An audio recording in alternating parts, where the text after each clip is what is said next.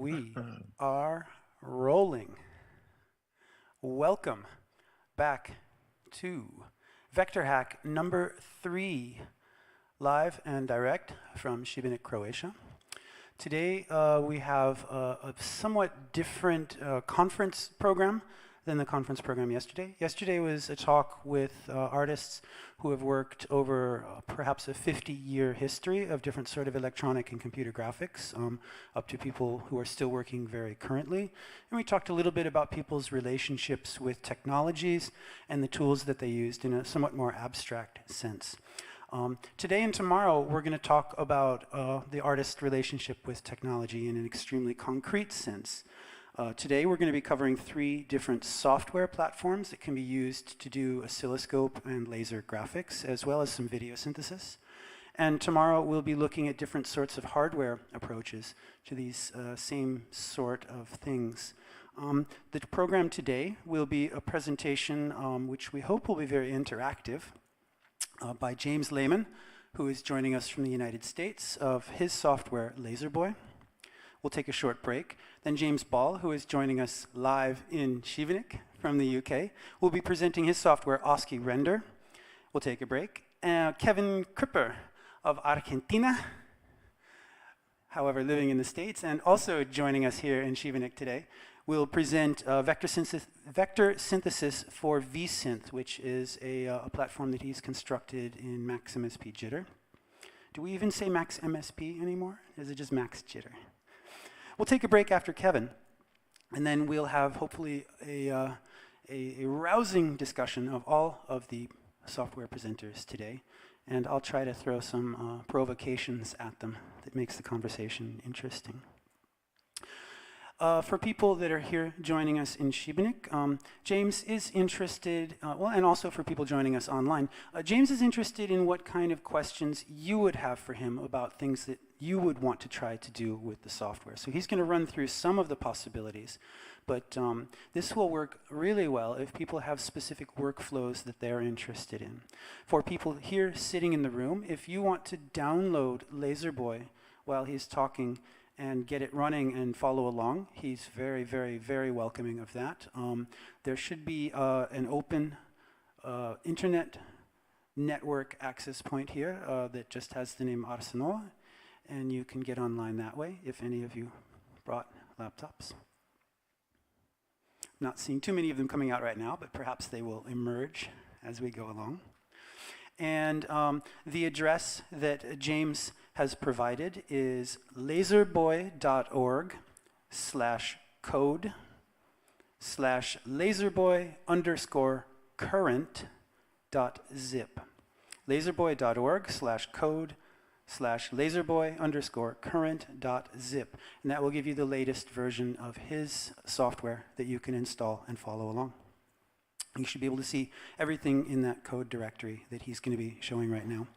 So I'm going to turn it over to James now. If we can share the Zoom session. There he is. There he is. Welcome aboard, James. Thanks so much for joining us. I'm going to turn the floor over to you, and we will get back to the interactive part whenever you let us know that you're done doing the demo. Okay, awesome. Can everyone hear me? Yeah, we can definitely hear you loud and clear. Awesome. All right. Well, first of all, thanks very much for hosting this event and having me as a part of it.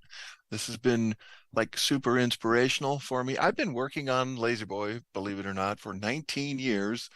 And honestly, the Vector Synthesis Group and the Vector Hack Festival have been the most inviting and the most inspirational and interactive experience that I've had in all of these 19 years. So thank you very much for that. I really appreciate that. Okay, well, what I'd like to talk about is something that I'm kind of currently working on, and that is Laserboy has the ability to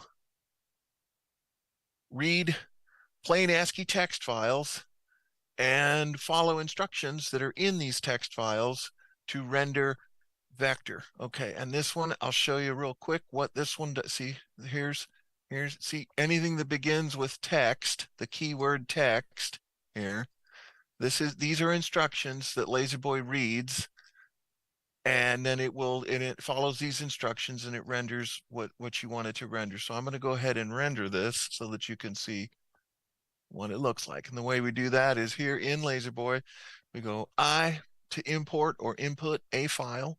We choose for text and type the name of the file. You only have to type however many characters is required to eliminate all the other possibilities. So we just type the VH and we get that right here. This is going to be VHF 22, and we're going to open that.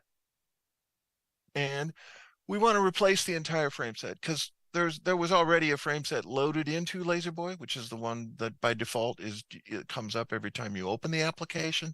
And you have some options here. You could open this before the frame set that's already open, after the current frame, wherever you are in the frame set, or after the entire frame set, or you can even superimpose it, which means that whatever frame set is in Laserboy, it'll add them together frame to frame, which is, you can do some really cool effects that way. You can composite things together that way. But anyway, we're just going to replace whatever's there. And so we end up with this, which is now an entirely new frame set that we just made by reading a text file. Okay. And that was the first instruction. And here's all the people that are involved with it. I'll move the mouse a little bit. Okay. And then this is, of course, this is in vector format, right? Which means that we can, if you go here, you can see there's all the vectors that are there. As a matter of fact, let's go here. Okay, if you hit tab, you get a menu of settings menus. And the first one is the user interface visuals, which means the way things are represented on the screen, what you could see and what you can turn on and off. So here's vectors. A vector is the line between two vertices, and so if you turn them off, you don't see the lines. All you see is the vertices. You turn those on. If you want to see the vertices, you can turn those on. See? If you want to see the direction of the vectors, you see, that shows you which way they're going, the direction of the stroke. All right. And you can see the blanking path. That's where the laser turns off in order to move somewhere else and turn back on again. So there's a lot of things in this menu that you can turn on and off. You can turn on fixed bounds is the boundaries of space, and there's the fixed origin. And anyway, there's a bunch of stuff you can do that turn on and off here. All right. So, okay. So let's look back at this. Hang on a second. Here again. All right. So this first thing that we did was this text variable marquee is I guess you would call it like a vector font generator. These are the parameters that lead up to calling this generator. Okay. And the marquee is this bit. I'll show you. Okay. The marquee is this. All right. This part of it is the marquee. All right. So it scrolls across that way. And these parameters determine the way that works. Variable space is, well, this is this is rendered with variable spaced font, meaning that the width of this W is considerably more than the width of this L, and you can see that they're all nice and packed together because the way they are spaced in this layout here is determined by the width of each character. So it is a variable spaced font rendering. You can also do fixed space, like if you're using a fixed space font like Courier New or something like that, you can actually get a regular fixed interval of the characters. So again, like back to here, you can see this is variable marquee. And I could make this I could make this fixed marquee, right? But then I'd have to, there's parameters for that. But anyway, okay. Okay, so the variable space is the width of an actual space character, because since we're in variable width font, the width of nothing is nothing. So you have to specify how wide do you want the space, right? So when you render a space, such as this right here, this is a space, this is a space. Okay. This in and the way that's done is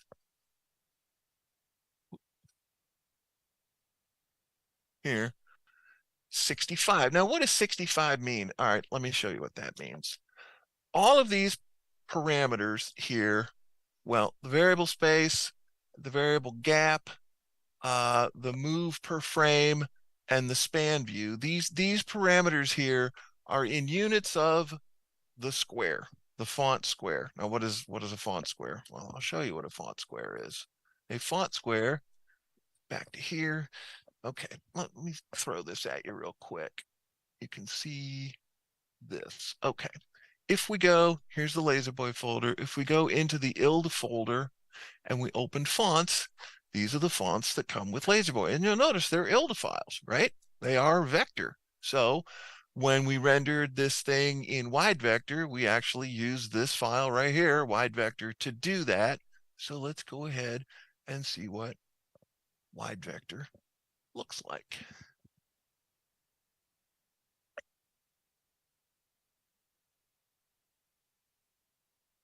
Okay, here's wide vector.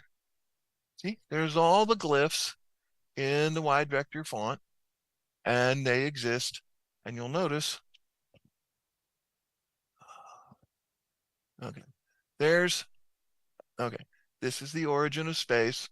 So every glyph in this font uses this point 0, 0, 0 to determine how to place every character in the font when you're rendering font from a text file. Okay, so this whole area here is the square.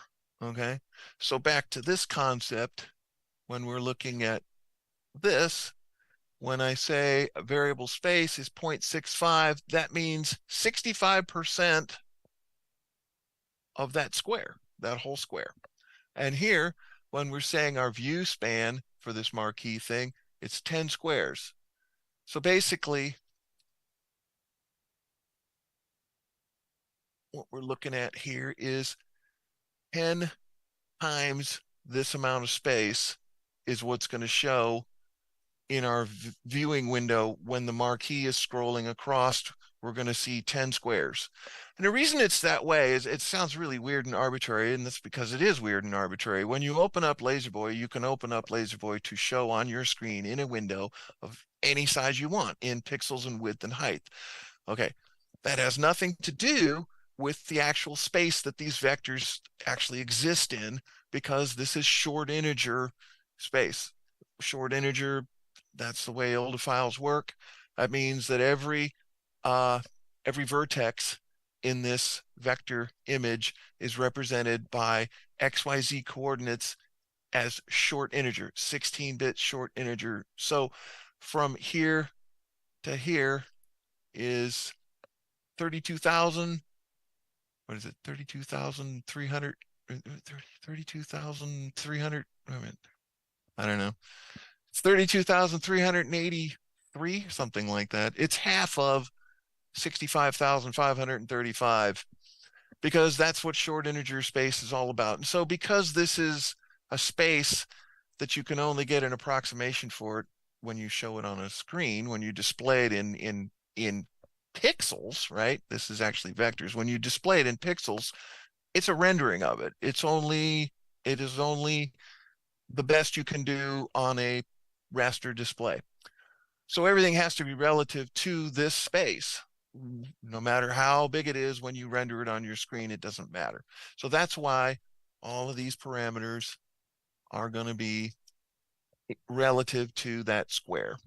And then down here, the next thing that we rendered is, okay, this two space thing, what that means is when this is rendered into the square of space itself, it's only going to take up 85% of it. And up here, we didn't specify, but that's okay. So here we're only going to use 85% of the visible square of space. The font name is wide vector, as we mentioned. The color is cyan. That's all the green and all the blue and none of the red. Okay, this is red, green, blue. The viewing span, that is how much of it we can see this way, because this is the variable scroll centered. The scroll is the animated thingy that goes up this way. The marquee goes this way and the scroll goes this way. Okay, and it's centered, which means that all of these names are going to be centered in the scroll. So we'll go ahead and we'll open it again and I'll show you what I'm talking about. All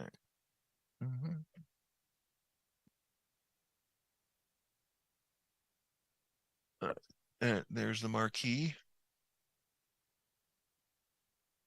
And see, this is a variable width font, right? But, and so that means each one of these characters is however wide it is, right? This I is very narrow compared to this H, right? But from here to here is 10 squares, right? 10 of this area, however that this fits into it. So that's how that's determined. And then here, this, remember, we said back to here, we said view span is 1.25. Okay, that means that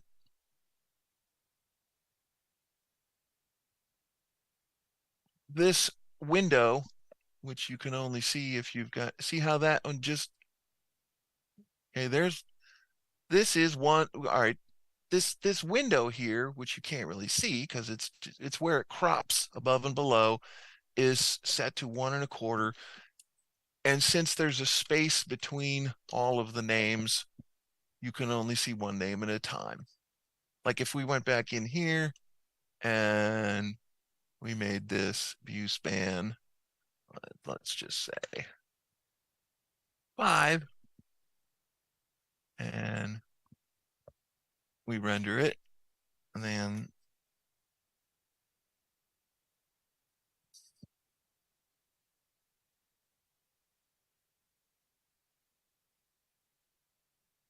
see, now you can see five squares high. All right. And again, like I said, back to here, if you look at this, see here, there's a space. There's a name and then a space and a name and a space. If those weren't there, like for example, if we'll just do the first bunch of them. Just take the spaces out like this. Okay. Save it. Back to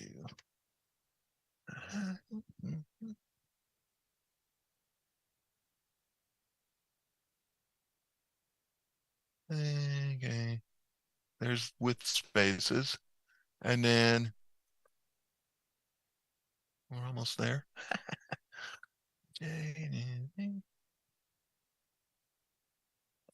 There you go. See? There, see, there's no spaces now between them. And you'll see there's about 1, 2, 3, 4, 5, right? 5 squares. Also, back to here, another thing that's based on the square is every frame is changes by 15% of a square. So that means that each time a new frame is generated, it's 15% of the width of the height of the square, because the square is a square. It's just as wide as it is high, right? So that's why you can, these numbers are just, you only need one, you're only talking about one dimension of things. Okay, so that's a little bit about how the text works. And Laserboy comes with this file here, which is text.txt. And if you look through this file, it explains what all of the all of the text keywords are. Everything that has to do with generating vector font begins with the keyword text. And then here's all of the parameters and all of the things that you can do with text. And then the actual rendering looks like this. This is where we're actually rendering things. Okay. And I'm gonna go ahead and do something here. Whoops. That's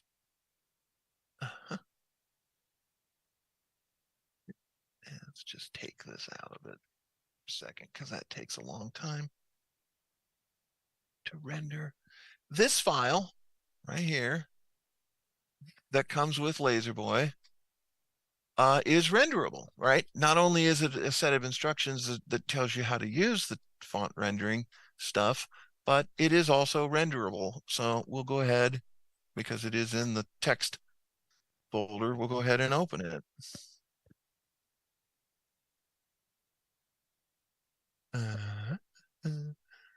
Okay. Oh, and in the meantime, I'll show you this. Currently, whoops. All right, currently, this right here, this is the standard ASCII glyph set that the current version of Laserboy knows how to render. And if you know what ASCII means, it is the American Standard Code for Information Interchange. So it's based on American English, which means when you look at a standard US English keyboard, these are all of the characters that you can type that are visible right on the keyboard itself. Now, okay, for other languages that use the Latin alphabet, well, there are what they call, what do they call diacritics. Diacritics are, check this out. Diacritics are these nifty little marks that are above some of the letters. You see, there's like the umlaut and the accent and the grave and the whatever. Okay, so the current my working version of Laserboy that I'm working on right now, and I have not released yet, and I will be releasing soon.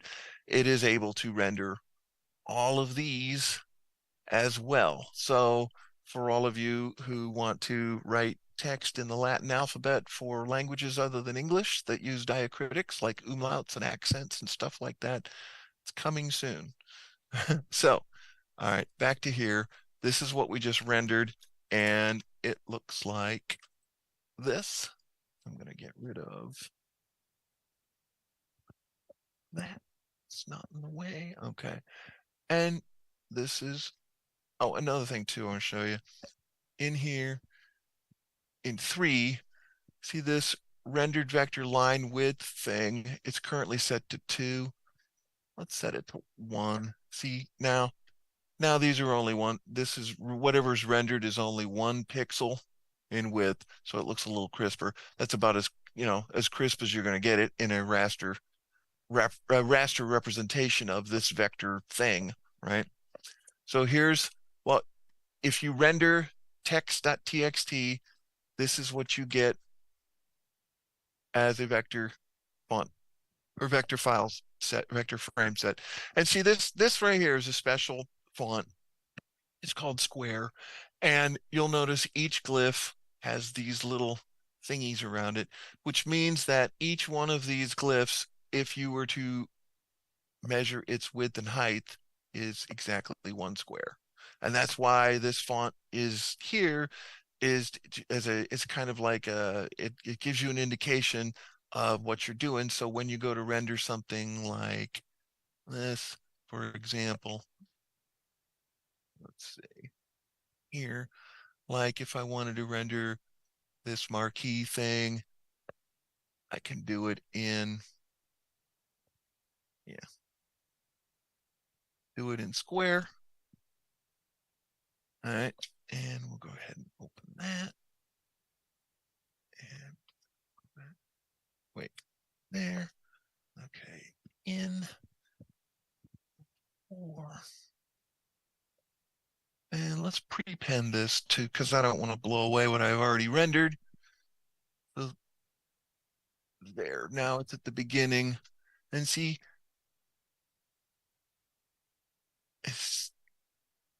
see how these work together now. And the reason that it's spaced out like that is because back to here, we said to render this thing as a variable marquee. Well, variable means that the glyphs in the vector are placed according to the width of each glyph. Well, the width of each glyph in this case, because we're using the square font, is the whole square, right? And then we have this variable gap thing set at 1/10 of a square. So what that means is, back to here, okay, that's a whole square, and that gap between them is 1/10 of a square. And the reason that you have to have that gap in there is because if you had a, let's say, a lowercase l that didn't have these neat little, what do you call them, serifs or whatever you want to call them, if it was just a vertical line like this, it would have a width of essentially 1. So, I mean, the letters would be all crammed up against, in other words, this line right here would literally be sitting right on the edge of this E. So you got to have the ability to control this gap. And so that's what that parameter does. Okay. So getting back to this all right, hang on. Okay. There's our marquee. Okay, so there's a whole set of what you might call the fixed ones, where they only generate. See, this generates a single frame. That's it. It's not animated, right? All these are just single frames. They're not animated, and they're all right here in text.txt. See here. Here's the first one, single line of text. Here's the second one. This is, see, there. And then here's this right here is, right? And then there's that whole thing. So you can see that's what they look like in text. And then when you render them, this is what they look like in vector. Okay. And something that's kind of cool, and that is, see this, you can actually render font in a coordinate system. So you can place characters anywhere you want, and this coordinate system is also arbitrary because you actually specify how many characters, how many squares there are from here to here, and then every location is associated with, or is relative to how many squares from here to here. Okay. So, and then there's, after you get through the fixed ones, then there's the animated ones. You've already seen the marquee. And this is the marquee in variable, which you saw that one. And then there's, here's your scrolling and so forth. So there's a whole bunch of different forms of animated versions of vector font that you can render. Okay.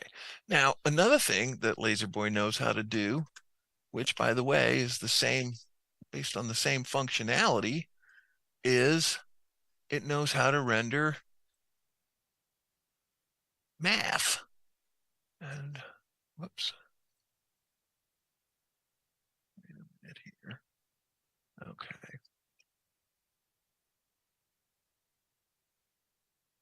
Yeah, that's right. Okay. Let's look at James, can I jump in just for a yeah, second yeah, here? absolutely. Yes, Because please. yeah, it's really exciting to see in particular some of the stuff with text, because that's one of the tasks that's actually quite hard to do in some of the other software environments, like if we're working in Max Okay. or Pure Data or something like that. one of my workflows that I've worked with you and your software with a lot is to be able to render this optimized text and then be able to kind of pull it into these other environments where we can do the animations and things. So it's really nice to see that walkthrough. I wanted to reach out to our audience here in the studio, so to speak, and also to our audience online, see if they have any questions about workflow, because I know that some of us here have used this software before, and I'm imagining also there's some people watching the stream that have used it and might have some questions. Cliff, is there anything from the, yeah, go for it. Well, hi James. Hello. I actually wanted just to ask you to skip to what you are actually skipping to math, because I'm really curious about that one. To the stuff that you're about to show us, the functions and how that works. But what I can say that I used a lot of Laserboy for very simple things, but things that other software doesn't do or I'm not aware of, like converting ILDA files to wave and backwards to DXF files. Like I used it to get from my raw tetra patch, which is wave based. I found a complicated way, but the way to get out vector file, like a normal designer vector file that our designer used to design the program for the festival. So thank you for making it possible. Oh, awesome. When you get to the math later, I would really like if you could show, I don't know the right name of that, but the display in Laserboy, where you basically show the drawing of a single laser frame in time, that where basically the depth, the z-axis is time when it's rendered, because it's kind of really great visual interpretation of what happens with lasers stream. Yeah. Do you know what I'm talking about? Yeah. Okay. I'll show you. I'll show you what you're talking about. Cool. Good idea. All right. Let's go back and open just the okay. This is what you get when you open Laserboy, right? This is the default frame set that always opens when you open Laserboy. So let's pick a cool frame. One that I like. It's kind of funny. This guy, right? Okay. So if we go, all right, if we look at the vertices and the blanking, okay, this, as you see it here, this is just the drawing. This is just the information that is necessary to draw this image. You'll notice there are no points along these blanked lines. It just simply, to get from here to here, is boom. There's no way, there's nothing here that's going to control the velocity of the scanners whatsoever. So this is what you would call stripped down. This is minimized vector. All right. So if you want to display this, like, you know, if you wanted to render this to a wave file, or if you wanted to save it as an ILDA file and import that into some application that can display ILDA files, if the ILDA file needs to be optimized, Laserboy can do that. So we go into menu H and we optimize, and it looks like that. Now you see all the points along the blanking paths, and you see it added a whole bunch of points to control the velocity of the scanners as it's moving through this set of points. And now what Cliff was just mentioning was, in the user interface visual menu, you see J here, this option J is display vector order in Z. Okay. Now normally this image, okay, here's X, Y, and Z, right? This image, floating axes. There you go. All right, see there's Z, X, and there's Y. This is flat, right? It's two-dimensional, right? Okay. So if we go back to here and we say display the vector order in Z, we turn that on by hitting the J key. Now you'll notice this turns blue right here, which means we are no longer looking at XYZ space. We're looking at XY, and I call it T because it is related to time. All right. This is the order of the vectors as they're being drawn into the frame. And the cool thing about it is if you look straight into it, that's what you see. If you look right at the side of it, that looks a little bit like a wave file, right? Well, it is.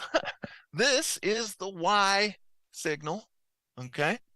In other words, this is making the beam move track up and down over time this way, okay? And then this is the X. In other words, this is making the beam track left to right, starting from the beginning to the end, okay? And you can see the way those two work together is right there, all right? So that's what Cliff was talking about when he was talking about expanding things out in time. It is a pretty useful way to look at things. And what's cool about it is, like, say, for example, let's say you import something from DXF or, whatever, who knows. And let's say this go here and we'll select, okay, let's say that. Okay. I just copied that thing 3 times, right? Now looking at it from here, you would never know that, right? But if you turn it around, there's your 3 copies. So you can actually see literally what's in a frame, even if it is laying right over the top of itself. So it's very handy when it comes to that kind of thing. All right. And by the way, the reason I mentioned DXF import is because DXF is not designed for laser display. It has absolutely nothing to do with laser display. And when you're using an application that can export vector information as DXF, it doesn't have any concept of the order in which to draw things, and it has no concept of really how many times any of the vectors are actually rendered. I mean, so when you import something from DXF, it is nowhere near being ready to be displayed on a laser. It requires a considerable amount of optimization. And one of the things that you can do, show you back to here. Well, no, we'll go ahead and do this. Leave it like that. Okay. If we go into menu H, see this? Remove equivalent vectors. That's one of the features or one of the functions that you can do in menu H. See, it found all of the vectors that were matched, that laid over the top of each other exactly, and said, oh, these are duplicates. Get rid of them. So that's what that just did. All right. All right. Let's see. Okay. Could you talk just for a second about the control yeah. points as well? Because that's something that I've found particularly useful in dragging vector art that you might render as an SVG or DXF or something, and pulling it into Laserboy and getting it optimized for the materiality of the laser itself. Is that the laser needs some control going into corners and turns and things like that. Yeah. Okay. Back to the hit tab. You go into this. This is the menu of menus. And then you have your optimization parameters is what you're talking about. So you hit 5. All of these things here determine what happens when you either optimize or minimize, usually optimize your art. That's how we got all of these points, was we optimized to get here. So, all right, what does this mean? Let's see. H, let's go. Minimum. Okay, there. Stripped out everything. See, we just minimized. So now we're stripped back to the minimal stuff. And then we hit Q and we optimize. We added all those points back in again. All right, so what did we do? Okay. That's not it. Hang on a second. Optimization is 5. There we go. Okay. Insignificant angle, which means, okay, when we hit minimize to strip out all the superfluous points, but by the way, minimize is actually the first step you do before you optimize, because if your art is already optimized, but it's optimized for some different system and it's not optimized the way you want it to be, you got to strip that all out before you re-optimize to get the optimization parameters that you want. So when you minimize the art, this insignificant angle here, that determines it's currently 1 degree. What that means is that any one of these, when you look at 3 points in a row, from this one to this one to this one, there is an angle there, okay? And this angle is pretty close to 100, or it's pretty close to um to well, 0 degrees, because this is pretty much a straight line, right? I mean, these are all 0 degrees because this is a straight line, right? So basically, when Laserboy does it minimization, it literally looks at every 3 consecutive vertices in this image to determine what is the angle going into a vertex and coming back out of the vertex. What is this? What is that angle, right?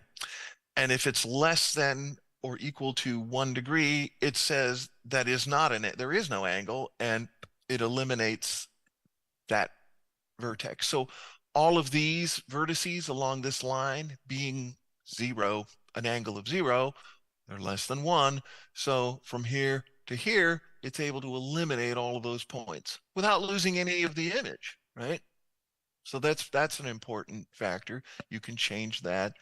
And then here, during the optimization phase, when you add the points back in to control the velocity, the maximum lit distance span in points it's currently set to 800. You can change these numbers simply by, you enter this number here, and it'll ask you what parameter you want, or what value you want to put in, right? So, okay, we can say, 3, we can make it something noticeably bigger. All right, and we'll say 4. All right, so now these are much bigger than they were. And so when we go to H and we minimize, strip them out, and we put them back in again, see how these are farther apart than they were? The reason is because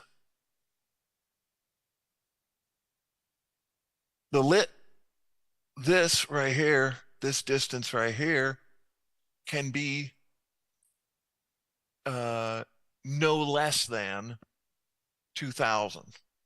And 2,000 is relative, again, to space, because this is sine short integer.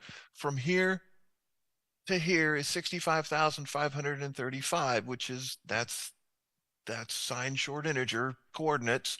So 2,000 points in this space, because everything, like I said, everything is relative to space. It's the only thing that you have that's concrete, is 65,535 points across any of the axes, because these are sine short integers, okay?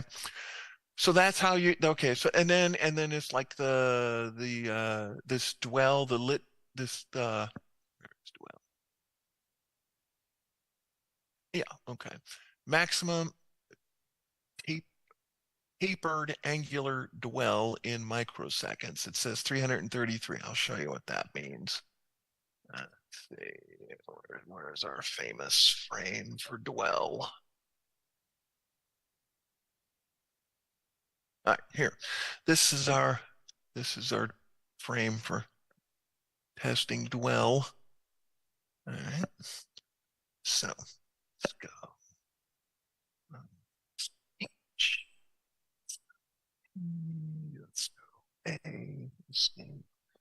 Okay. So unoptimized. This is with stretching it out with time again, like I said. Now, unoptimized, this is very simple. I mean, stripped out, this is real simple. It's just a bunch of straight lines. But you'll notice if you look straight into it, you have angles from 0 and then 10 degrees, 20 degrees, 30 degrees, 40 degrees, and so forth. That's what this is all about. So it shows you progressive increase in the angle. So you got a whole set of angles from 0 to 180, right?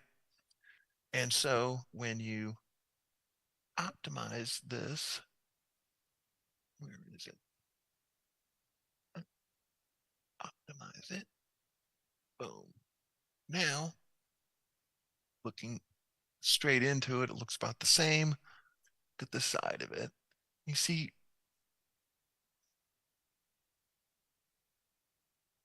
If you zoom way into it, wait a minute. Hang on a second. Hang on, well.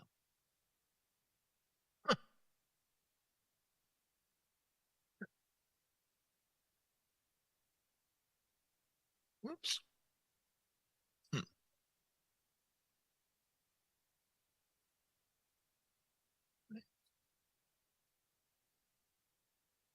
There it is. Well, that's weird. I don't know what it's doing.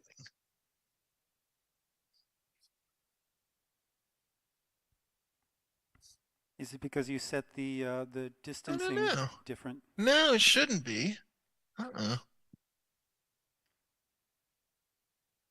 Well, in any case, I think we can see that what it would be doing is that it's adding a little bit of time on those corners so that they render sharp, which is one of the biggest problems with the laser, is that it always wants to kind of warp through those corners really fast.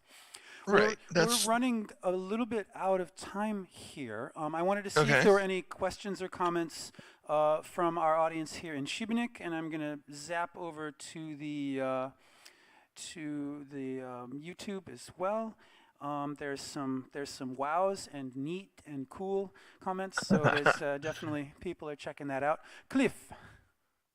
Yeah, I have some more. It's more theoretical question, and I guess I'll just have to try it. But still, I'll just ask like this. So I was recently doing a kind of semi-commercial job with Alberto.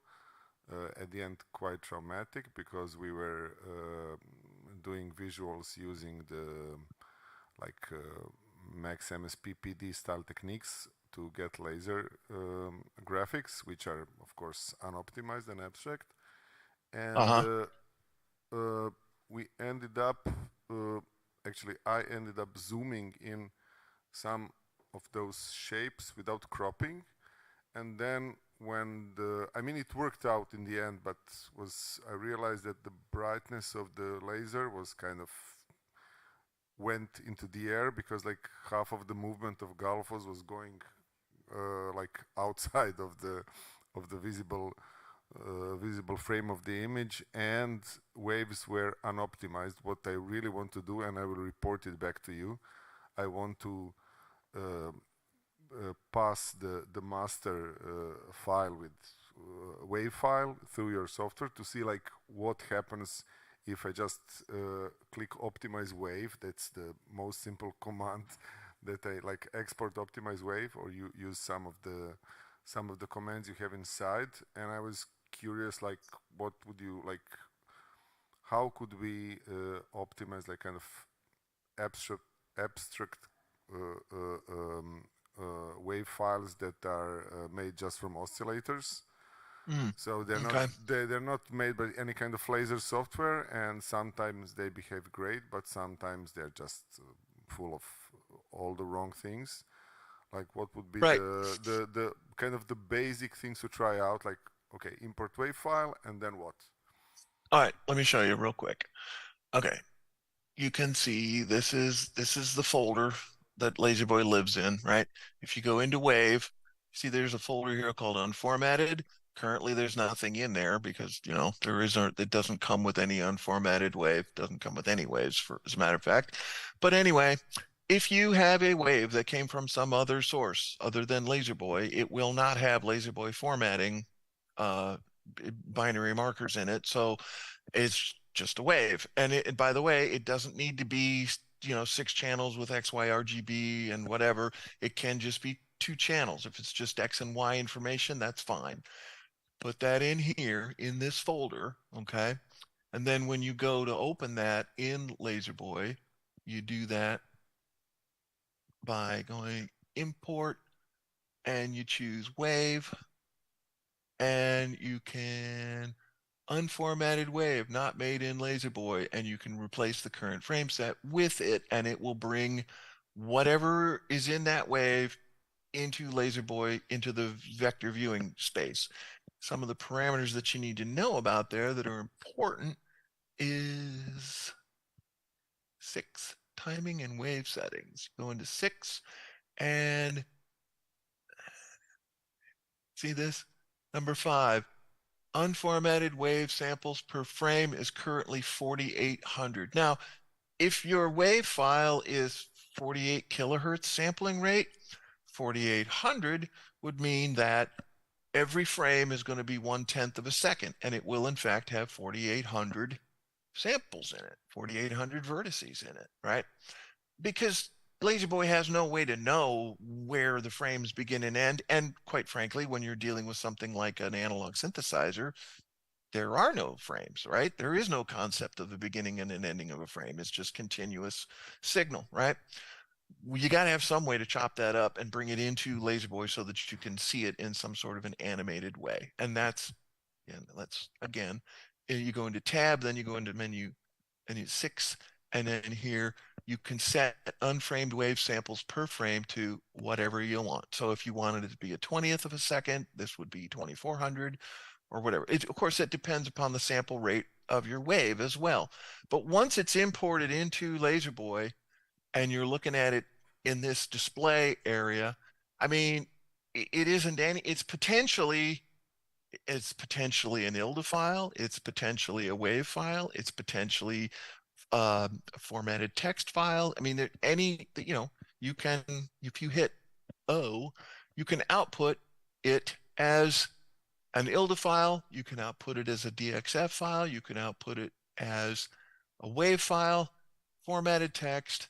CTN is for those little SD card readers. Some of them read CTN files.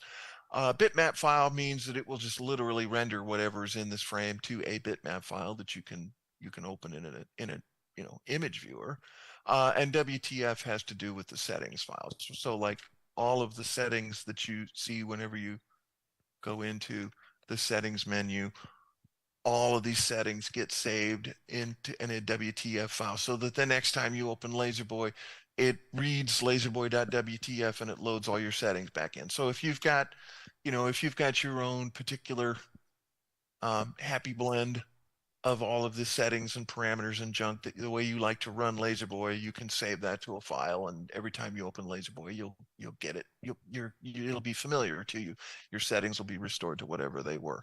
So I hope that answers your question. Once it's in, like I say, once it's in this vector space, it's just vector information. So I mean, it could be an ILDA file, it could be DXF, it could be wave, it doesn't really matter. It's just vector here. But then when you export it, then it becomes a file. And then you take that file. I close my file view. All right. You take the file and you, let's see. Yeah, you take the file. Well, wait a minute. Let me try something here. I think I might have. Do I have anything? Wave. Yeah, I got unformatted stuff in here. I don't know how. Let's see. One of the smaller ones. James, I'm gonna Yep. call the Okay. 5-minute warning here. So all right. I gotcha. let's see if we can work through the workflow. And all right. great. All right. Let's go 3 and team place. And let's see this small one. The B3 channel. Yeah. All right. See, there you go. We just imported this from Wave, and it's not formatted. So this could have been, produced any other way. And you'll notice it's all white because there's no color information here. This is just X and Y information. Actually, it's X, Y, with blanking. So this is a 3-channel wave, so there is such a thing. But each frame has 4,800 vertices in it. So, and there they are. So There's I think the vertices. Cliff's question, if I could simplify it a little bit, is what if that figure was zoomed larger than the bounds of what the laser could reproduce? Would Laserboy then be able to crop out the redundant points so that the laser isn't dwelling someplace outside the bounds? Well, it can't be outside of the bounds because a WAV file is pretty much the same format as an ILDA file, believe it or not. If you're dealing with a WAV file, you're dealing with signed 16-bit short integers. So there is nothing outside of this space. Well, that If it okay. is, To rephrase really quickly, then uh-huh. let's say that we zoomed in and this character's right hand was kind of off the edge of the Yeah, that's a really good place. All right. Now, what would happen would be, if I'm interpreting Cliff's question correctly, is that the laser is going to dwell on the crop area there Okay. for an equal amount of time as it would have taken to draw the information that was there before. Oh, of That's course. the All problem right. that he's talking Yeah, about. yeah. Okay. I see what you're saying. Well, yeah. I mean, you can, if you go into, excuse me, if you go into H, see, you can first you can strip it out, minimize it. Now it's all stripped out. Now it's whatever's in the screen is minimal. It's the minimum amount of information necessary to draw the visible parts of this frame, and then you re-optimize it for whatever your display, your optimization parameters are, and you will have eliminated all of the weird, dwell around the edges or whatever you want to call it. Yes, certainly. Yes. Great. Thank Mhm. you so much. That's we've Mhm. reached the end of that workflow. Cliff, are you satisfied with the response? Yeah, I mean, every time I learn something else, and again, I cannot stress how helpful Laserboy is, although I'm using like half percent of its capabilities, but like I'm not aware of any other program that can shift between formats, and even that little part of it is huge help in some of the work I have to do. And like I would also, I learned only few commands, and it really is really fast when it doesn't work. There is no mouse controls in this program.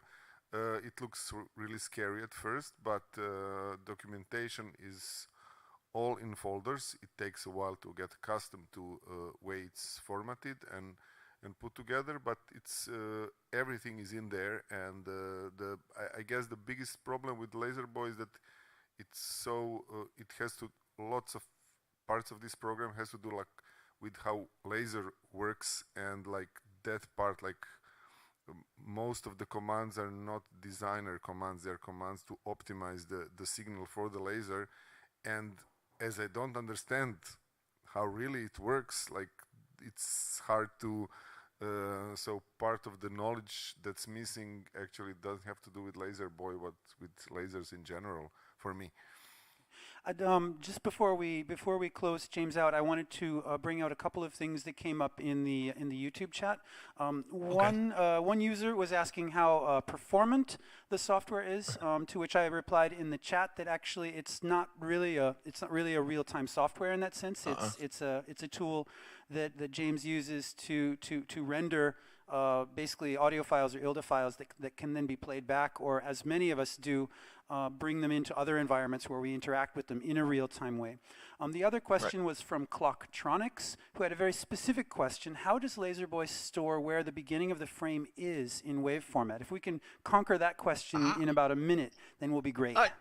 easy. Okay. All right. A WAV file is a chunk file format. It was designed by Microsoft. They came up with the idea, and what's really cool is every chunk in a WAV file right at the same exact location in that chunk is the size of the chunk, which means when you write a WAV file reader, like any application at all that imports WAV files, it knows how to find the chunk, find the size of the chunk, and if it doesn't recognize what that chunk is, it knows how to jump right over it and skip it to go to the next thing. So because of that, I'm able to add a chunk in the header of a WAV file, which has specific information about the WAV file pertaining to its use for laser display. So it's got a bunch of stuff in there that you need to know in order to bring that WAV file back into Laserboy so that Laserboy can properly read it and reframe it.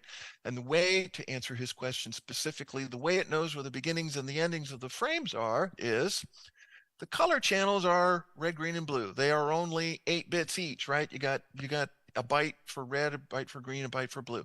Well, you're taking an 8-bit number and you're storing it in a 16-bit signed integer, which means that 8-bit number gets pushed up 7 bits, leaving the bottom 7 bits open, blank, nothing. There's zeros. So if you use the least significant bit of the red channel, if you set it to 1, that designates the end of a frame. Right? So when Laserboy opens its own formatted wave back into the application, it looks in the red channel and it goes, oh, there's a 1, that's a frame. There's a 1, that's a frame. And that's how it reframes the information. So, but that's the same reason why, conversely, if you open a WAV file that was generated in some application other than Laserboy, it has no concept of where the frames are. So you have to specify how many vertices do you want to see in each frame. And by the way, I really, really enjoy it when people like contact me and interact with me, because I mean, that's kind of why I'm doing this. I love doing this. I really do. I mean, seriously, this is, I've been working on this for 19 years and I really enjoy working with other people because I always learn things, because everybody else out there has their own idea of how all this stuff works and what they want to do with it. And whenever I work with other people, they always throw ideas at me. And I think, wow, I never even thought about that. Then I have something else to work with and add to it and make this better. So, if you have any questions, please contact me and we'll exchange some ideas, exchange some files. Hopefully you get what you want out of it. And if it isn't doing it just yet, maybe I can make it do that for you. So yeah, please contact me. I mean, like I always say, this is all part of my evil plan to rule the world. So. That's the best note we could possibly end a presentation on. Thank you so much, James Lehman. Let's give him a round of applause. Big wave from the seats in the back. Big wave Awesome. from the audience on the YouTube chat. Thanks so much. We're a little bit over time now, but that was a wild ride. Thanks so much, James. We're gonna take a 10-minute break to reconfigure ourselves. James, I hope you can stick around and join us for the panel, which is going to be at the top of not the coming hour, but the hour after that. So in a little less than a couple hours from now, whatever your local time zone is. We'll take Absolutely. a 10-minute break. You're saying it's about 2 hours, you said? Yeah, just about 2 hours from now. So. Got it. I'll be there. Thank you. Great. Thanks so much. We'll take a break. We'll come back with the other James Bell.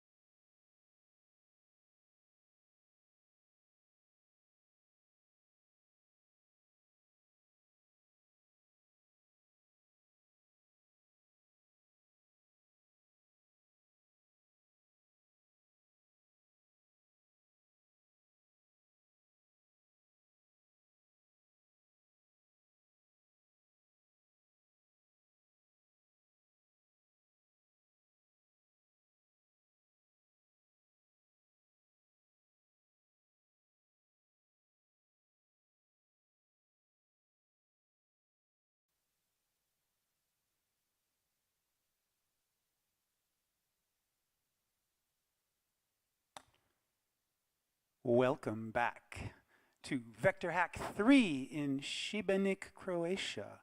Our next guest will be James Ball. James is a fourth-year Master of Engineering student at Imperial College London studying computing. He's a software engineer first and foremost, but he has a passion for experimental music and graphics, as we'll see here. Oscirender has been built as an open source passion project over the last 3 years throughout the course of his studies. I'm going to hand it over to you, James. Thanks, Derek. And if I go to here, you'll see exactly what Derek has just said, so I won't repeat that. But I will add that I got into oscilloscope music and things like this from Hansi and Jerobeam, so like very much owe myself to those two. And yeah, I've been down the rabbit hole ever since I've seen some of their videos. As a software engineer, first and foremost, I see my role as someone that solves problems using software. When you're doing like a traditional piece of software, you might be trying to solve some problem that's really well defined and has a clear sort of criteria of how to solve or what is a solved problem, but it might just be difficult to actually solve it. But for like creative software like this, there's no well-defined problem to begin with.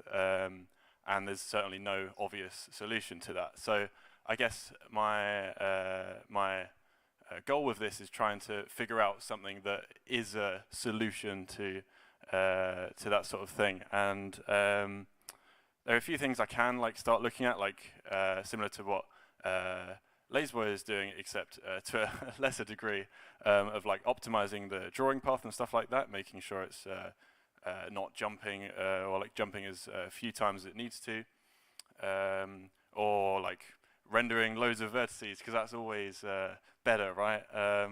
Or removing hidden edges, things like that. But realistically, as much as I like to solve these smaller problems, I don't think they're important for creative software. I think that the problem I'm really trying to solve with something like Oscirender is raising the creativity ceiling as high as physically possible, so that it's really easy to get to grips with this sort of software and experiment with new things, but it's got a sort of ever-growing depth of capabilities so that you can pick it up really quickly, but you don't get bored quickly, I suppose. You can keep messing around with it. So that's kind of my goal with this at the moment. Realistically, it's quite young still. Only I've been working on it for a couple of years in my spare time, and so I've got a huge room for improvement. So that's where you guys come in. I really want you to try this out for yourselves and see what you like, and more importantly, see what you absolutely hate, and what I could improve in the software. And yeah, just going off that, very excited to work with some of you a bit more, and you are where this software improves. Going to the beginning of Oscirender, it's just an overview. It's an open source, cross-platform oscilloscope music synthesizer focusing on live performances in real time for generating samples to use in a DAW or something. It started as a really basic thing that we coded in 24 hours with a bunch of other software engineers, where we rendered a cube, one of the classic starting objects, and then also some crappy games, like a Flappy Bird clone, because that was a bit more relevant back then. And over the next few years, I worked on a first public release where I've got a really simple shapes rendering, no frequency control or anything like that, and just a few audio effects. But it was the first step into releasing this publicly and getting some people using it. My goal from here was trying to make software that was open, and the first version it was far from it. The only thing you could do is change a few things and open a file. So that's where the next 6 months come in, and it's a bit more optimized here. So I've done the same sort of object, but now I've got things like MIDI support to control the frequency, got some audio effects to sort of control what you're rendering a bit more, and you could this was starting to open up a bit. You could it's a bit more extensible, and it's like not just a proof of concept. Like here, it's a bit more like formalized, and also the interface is like getting to grow a bit, and it's just becoming a bit more easy to use. A year on, I'm going to turn that down a bit maybe.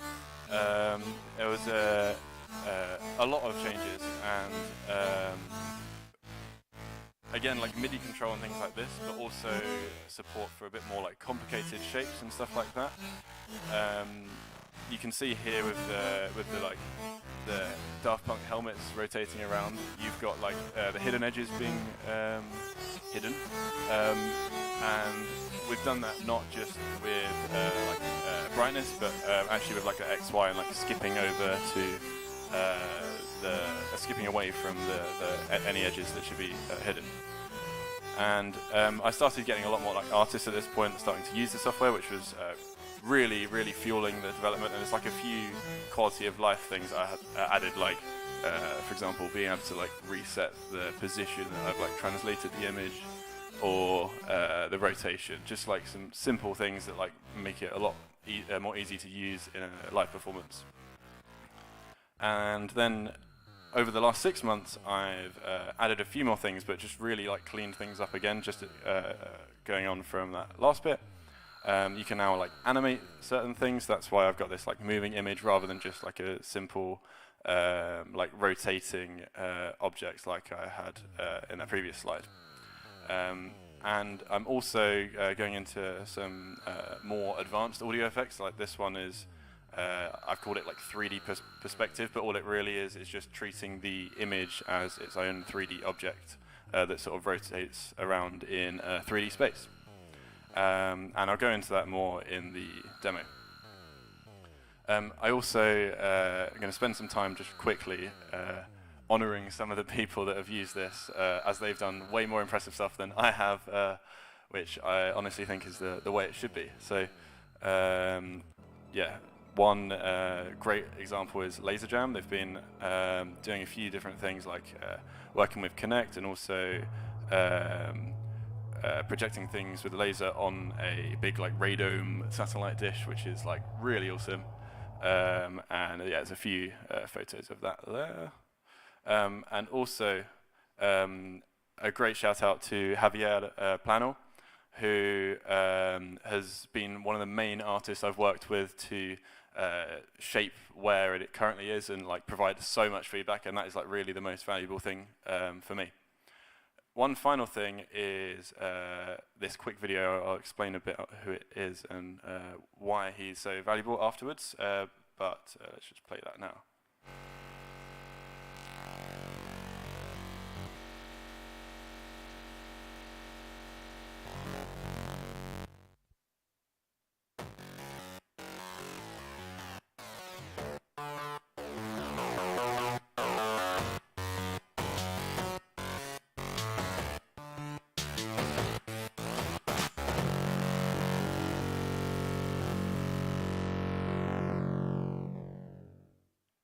So just a quick thing, but from DJ Level 3, who has been a massive contributor to some of the features in Oscirender, and also, I would say, like a power user of it.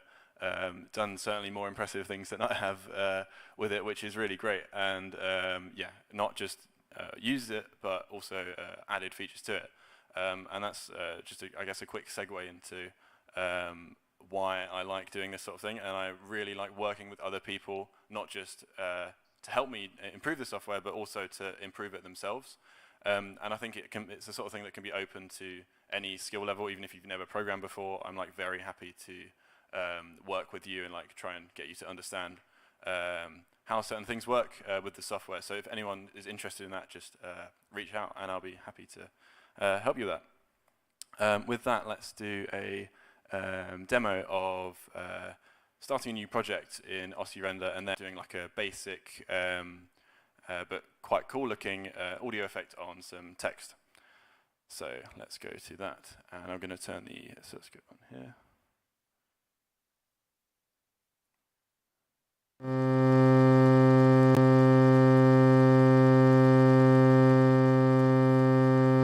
So when you first first open Oscirender, this is the sort of thing you'll see. You have the main settings menu here, which shows like the files and stuff that you have open, and the default thing that when you start a new project is just this cube, and immediately you can start rotating it and things like that. So if I change the rotate speed, you can do things like that, but like fairly simple, I guess, stuff. And there's a bunch of different like file types that are supported. Just in the drop down here, you can do like Lua live coding scripts, which I'll show you in another context a bit later. So if I do, I don't know, ASCII, this is Oscirender within Oscirender, so I can actually like see all the code behind this, but all it is like a simple version where I've got all the like all the points that I'm drawing for the like 3D path of the cube, and yeah, within Oscirender with Lua, you can do effectively the same thing as Oscirender itself, which is like just opens up the sort of creativity and things like that. And it's like if you read this, it's like pretty simple to read, like this rotation thing. It's just like sine and cos and multiplication, like trying not to complicate this at all. Some other files you can support, like SVGs, and if I create this, I can press edit like I did with the Lua file, and edit all of these things live. So if I don't know, change this to -10, like immediately I can see the results of that, which makes it quite nice as just like a text editor to play around with, and obviously you can like copy and paste your own SVGs here or open a file yourself.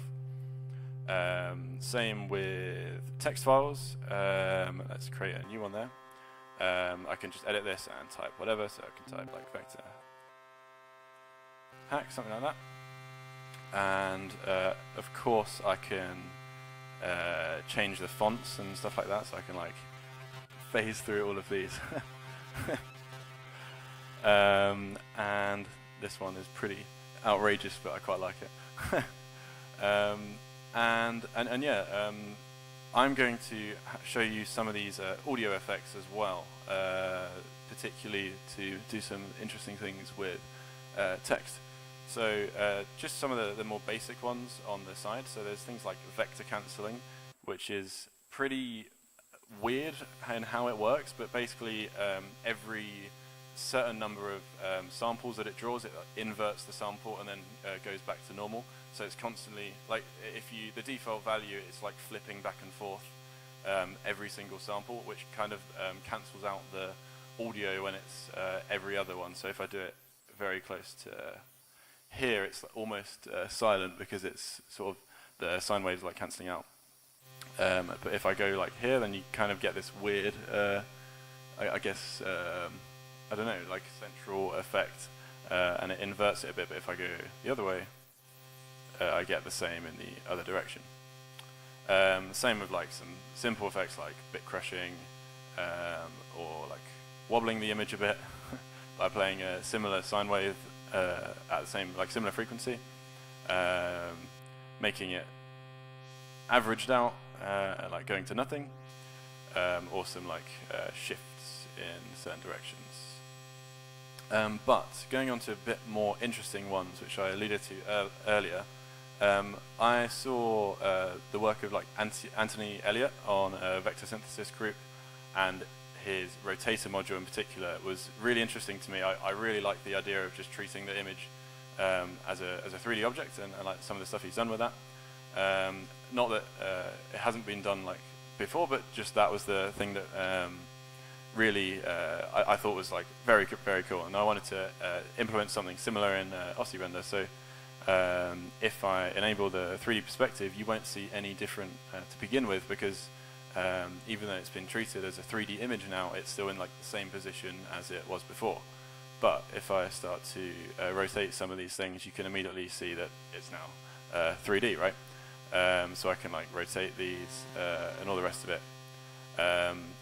But with the Lua support that I mentioned earlier, you can also use that here to create your own depth function, which is basically just another one of these sort of audio effects, but now we're working in 3 coordinates x, y, and z. So we can do some funky things with the depth. So if I just change some of this to format it a bit nicer, then I can say, I don't know, alternate the depth of the image as it moves in the x direction by just adding a sine wave using x, and to begin with that's not going to do anything because it's only ranging over -1 to 1, so I'll need to multiply that by 10 or something. And now it's far too loud, so if I scale this down a bit, and now we get something that looks a bit more like sensible, right? So we can start to rotate this, and you can actually see the depth of it now, which is cool. But this is a slider, and it's not just a toggle on and off. It's also, you can also scale it, so you can like scale between having no effect and having the effect completely. So if I rotate it slightly, don't know why that's not rotating now. Oh, because I've turned it off. That would help. So if I rotate it slightly, then I can sort of fade between the two different things and get some like interesting effects within that. And I've taken this a bit of a step further recently, if I put this back to normal, by mapping this texture onto a sphere. So applying these transformations just like I am here, but slightly more complicated, to kind of make a sphere out of this image. So I'm going to just copy some stuff over because it's not super important what's going on, but if you're interested to like experiment with it yourself, this is called an equirectangular projection. I'm just going to like show an example. Like this is essentially the texture that I will be mapping onto something, right? So I've got this rectangle, which is the vector hack text, and I'm mapping that onto a sphere like you would a globe. So with that, I'm going to paste this in, and it's again zoomed in. But if I move the 3D distance, so that's just like putting it a bit further away from the camera, as you'd call it, and now you can see it's like a sphere, but it looks a bit weird, and you can't really see the text. So maybe I can scale it down a bit. If I do, I don't know, y equals 0.4 times y, just to like make it a bit clearer what the text is, and maybe rotate it around a bit, and now you can start to see the actual text there. And I can like rotate it just how I have already been. So this is going in this direction, so I move the rotate speed up a bit, and now you can start to really see that. And with that, we can mix it with the scaling. Sorry, not the scaling. The slider earlier, that going between no 3D effect and the full 3D effect, to kind of get an in-between animation of what's going on. And that's what I wanted to work towards at the beginning. So you can kind of get it rolling up like a carpet, and that's like completely for free. Like we haven't coded that at all. That's just naturally what is halfway between a 2D image and a sphere, which is just like quite a nice way that you can like get that out. Of course, with this you can where are we? You can export all of these to like a WAV file. There's like plenty of stuff to play around with. Also supports MIDI and stuff like that. So I can, if I want to control this with MIDI, I just click here and then use a slider or a knob, and I can start playing around with that. Also supports, I'm not going to do it because I think my mixer will like get confused and everything, but it also supports microphone in, like line in, to modulate the sliders a bit, so I can have it a bit audio reactive. And some of the stuff I'm working on at the moment is getting line in for the actual visuals itself. So you could build something in Pure Data or whatever you want, and use that as input and still apply all of these audio effects. So you could get this sphere working on that sort of thing. I just want to show you a few other examples, particularly this cube, where we are. Yeah. So this is like I guess a more advanced version of that sphere. Rather than just like those simple like sine and cos functions to make like the sphere mapping, if I open this up now, it's like quite a lot more going on, but all this is really doing is if I change this, and these are the sort of animation type, so I'm now like animating over the range of this slider. So if I make this static again, there's no animation going on. But if I take it in this example, we've got like a cross shape that you can see in the corner, and each, I guess, like square as part of that cross is a face on the cube, so you can think of that being folded up, and that's exactly what happens when I animate between the things. And just again, like I haven't coded anything for the animation, sorry, for the like folding up of the cube. That just happens naturally as you enable this effect. And this is kind of going on to some of the things that I want to be adding in the future for Oscirender. Notably, the number one thing at the moment is extending this functionality with spheres and cubes to any object. So if I open like an example object, it's not liking me doing that, is it?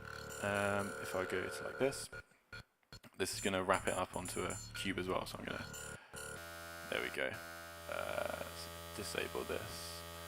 And if I get this rotated a bit, you can kind of start to see what's going on here. So this is one I've used a few times, like in the slides and things like that. But my guess vision is getting something like this working on any objects like this. Instead of wrapping up into a cube, it would be the mesh of this object all unwrapped as like a Rutetra style scan, and then you fold it up using that 3D perspective effect onto the object. Just a few more things, I guess, to mention about like complicated objects, just because I've spent quite a lot of time working with this sort of thing. These are obviously like quite expensive to render, not just for the tracing the beam, but also in like rendering it in real time. It can be quite a lot if there are a lot of vertices and things like that. So I've got GPU-based rendering for stuff like this, allowing you to do things like this, which is like hiding the hidden edges just with X, Y, and without any brightness or anything like that. So if I rotate this around this axis, or that's actually the wrong one, let's try this one. If I reset this, it'll be clearer. There we go. Yeah, you can quite clearly see like the edges come in and out and stuff like that. So yeah, this is like kind of something I've been working on for quite a bit in that regard.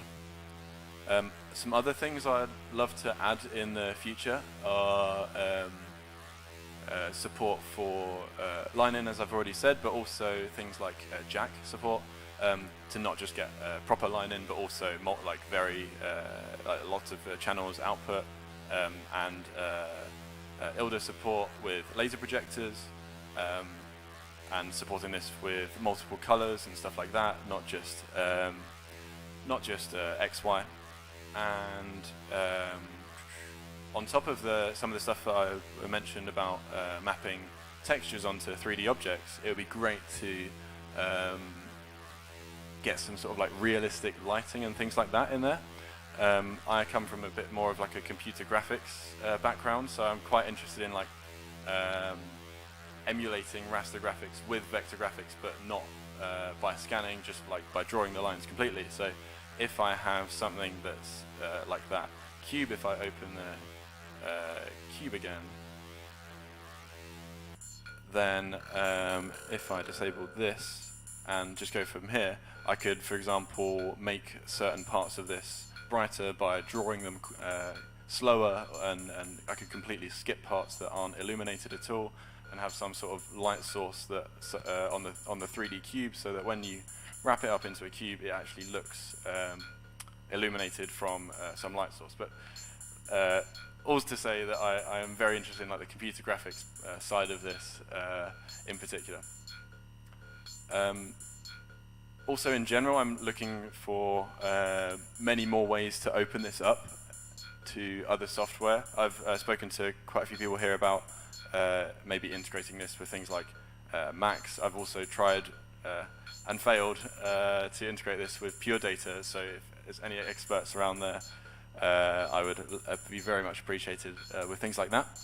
But I would also love to hear from you guys about like ways you think this could integrate better with like DAO or your current workflows and things like that, and just in general reduce any sort of limitations with this at the moment as software. Talking about reducing limitations, I guess it's worth mentioning as well that this comes with like a software oscilloscope. So if you're not lucky enough to have a lovely scope like this in front of you, then you also have access to this, which I think for everyone here is like not a I guess important feature, but it's really been important for like some of the people that want to get into this more. We don't have to necessarily buy any of these like really nice gear. We can just immediately start working with it, and don't need even a like high quality DAC or anything like that, because this will send like 192 kilohertz over to the software oscilloscope, which is really nice. You can download Oscirender on GitHub and obviously contribute there and create issues. That's like the main hub for this. I'll just show you that quickly.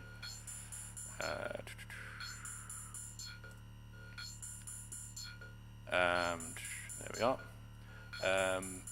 With this, I've got a bunch of like introduction videos to sort of get you started on things like this.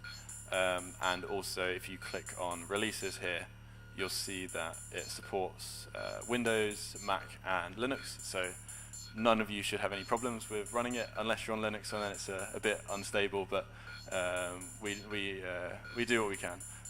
And also, we've got the wiki as well, which I've spent a lot of time working on recently. So there's a lot of documentation here and examples. Thanks for working with this. So yeah, and a lot of visual examples as well to see what sort of the animations do, for example, or some of the effects do. So still in development, but very much a focus of mine. Cool. Yeah, goes without saying, I'd love to collaborate with more of you here, and please just get in touch if you have ideas or want to collaborate more on this. Thank you all for watching. And do you have any questions? Turn this down.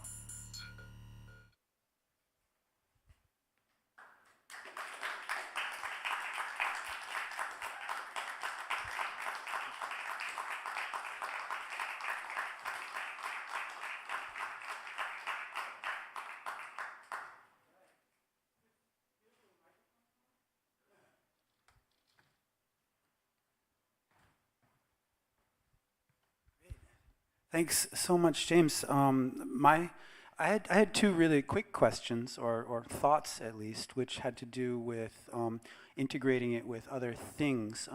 I saw on your GitHub that there's a Blender add-on.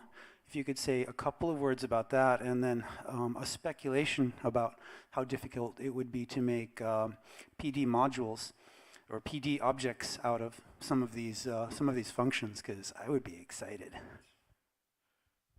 Yeah, that's really great, actually. The Blender stuff, the way that kind of works, again, I've got like a video on this, so if you're in the dark after this, please watch that. But the way that works is just, it doesn't send the 3D object information over, but what it does send is the grease line pencil, if any of you have used that, but basically it's like an outline of the 3D object. So again, like the Daft Punk like helmet, you don't get any of the hidden lines and things like that. It does mean you can't do things like wireframe, but yeah, that's something I can hopefully add in the future. The way that works is just you just get a plugin and pretty much just press connect to Oscirender, and then it's like done. As long as you've got a camera set up and the grease line working in Oscirender, in Blender rather, then it will all just work. As for the pure data point of view, I haven't used it myself, and I've tried to, and it's just like I cannot understand it personally. I'm a lot more comfortable with just the coding stuff. But I'm obviously aware it's like super powerful, and I would love to sort of integrate more of that.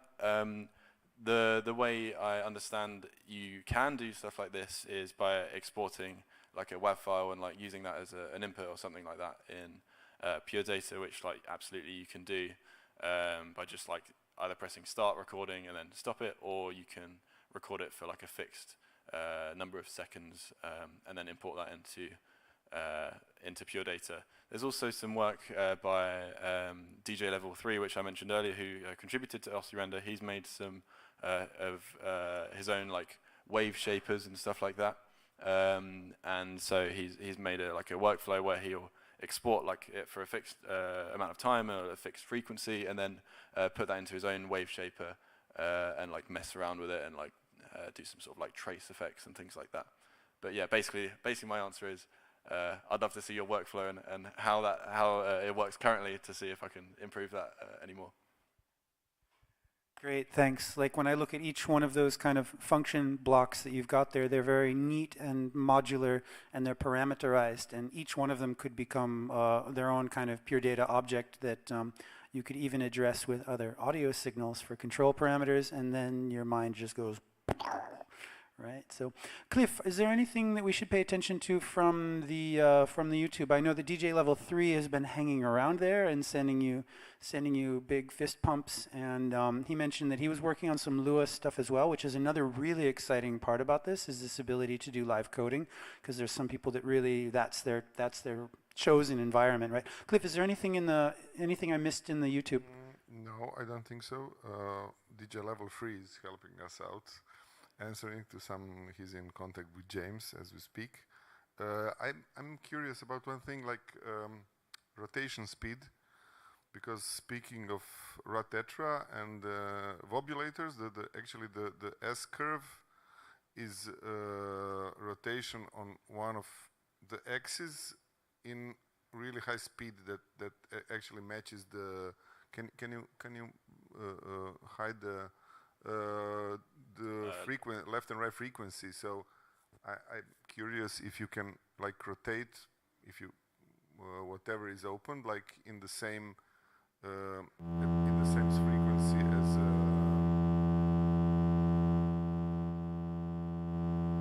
Sorry, in the same frequency. So basically, yeah, if you put if you rotate it now by one by this rotate X or Y or maybe Z, I'm not sure, but that rotation speed is 168 hertz. Oh, okay. So like actually inputting the frequency itself. Yeah, because then it's. I might be wrong, but I think that's what they did. And like, oh, I can do S curve. Yeah, shape with the kind of with my patches. And well, that was just my question, like how, what's the maximum rotation speed? Like how do you determine that? Like, do you have some? So the rotation speed itself is a pretty arbitrary metric, which like definitely could be improved to make more understandable. But as for does it have a like maximum rotation speed? By default, yes, it does. But you can open up like the sliders menu here and choose.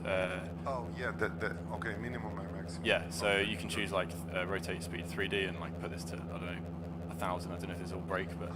So it's but it's arbitrary numbers. They are not related to the.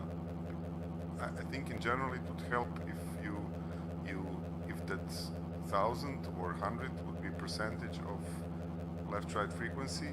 Yeah. Because base frequency, because then basically it gets always with all this, it's always multiples and offsets. Yeah, actually. You get like stable and animated stuff. And yeah, one thing as well that's worth mentioning is that currently the rotation speed is like it increases if you increase the frequency, as you're like alluding to. So if I do this, you can Okay. go crazy. But I guess that's a question for you guys. Like, what is more useful? Is it more useful to have it a constant rotation speed regardless of frequency, or is it more useful? I would have to play with it, but Yeah, I guess yeah. you would get different answers from Yeah. different people. But I must say, like on first look, this application was like, oh, this is kind of just another version of Ossi Studio, but really it's not. And the more I checked it out some few months ago, and but I didn't know how deep it goes, and also on the even on the basic level, because you treat code in different way, it shows in different things. It's like even if it's similar in basic approach, like both of you and Hansi are coders, so you're not so signal based as the rest of us who don't know how to do that. But it's like completely different machine, and different software, and behaves differently. And yeah, thank you for this. And I kind of I really see that some users really like how user interface is formatted, and like how quickly you get some things. Oh, good job. Thank you. Thanks. I have a quick question. You mentioned something about ILDA integration. Can you share a prospect how that is coming along? Sorry, say that again. ILDA. Like ILDA for laser display. Basically, it does not exist. Currently, there's a few people that have used it with lasers, but they've like, I don't know how it's worked after it's come out the sound card. Presumably they've got some interface going from like to analog to ILDA. So that's kind of like one of my focuses at the moment. I'd love to get this outputting like ILDA files or whatever, similar to what we saw with Laserboy, and that's something I'd love to like speak to him about, actually, James, about. So yeah. Thanks. And is it maybe possible to hook a video card to it and then get video signals in it? Do the same thing with video signals? I didn't mention that on the like upcoming feature sort of thing, but yes, that is absolutely what I'm planning to do. I'd love to have that as like a webcam sort of input or whatever, or just arbitrary video input. That'd be super cool.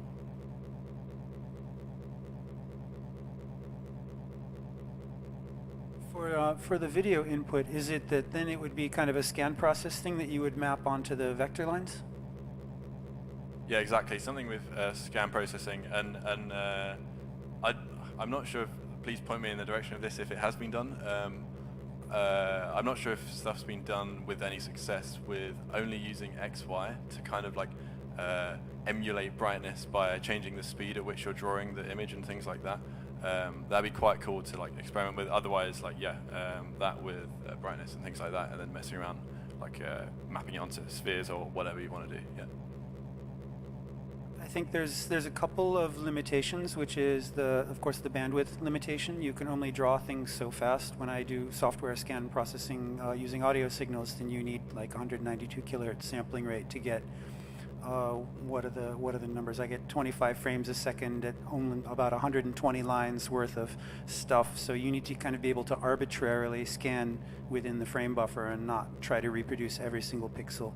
And I think that at 192K you have about 64 pixels worth of line resolution. So you lose a lot by trying to do it with audio signals. But I think Hansi would be the one to talk to about this variable speed thing, because he's quite he's quite religious about it in a lot of ways. I think that the minute that you're going to start looking at ILDA support, you're going to have to start thinking about not only brightness and blanking, but also RGB values. So that's something to think about. Yeah, absolutely. Specifically like RGB stuff.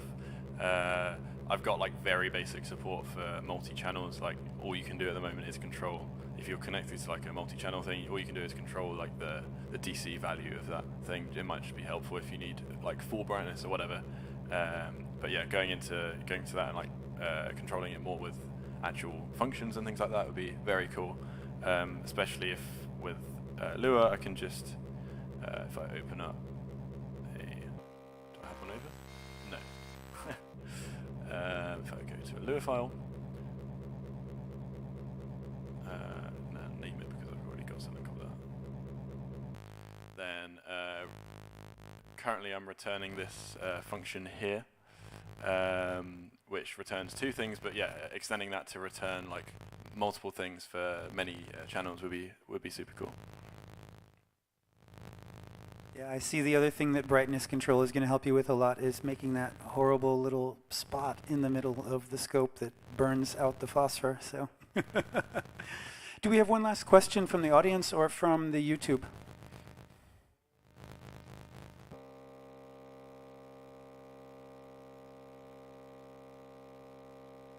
Going once, going twice. The pressure's on. Oh no. All right, let's give James a big Shibanic round of applause, a big YouTube ocean avalanche of emojis.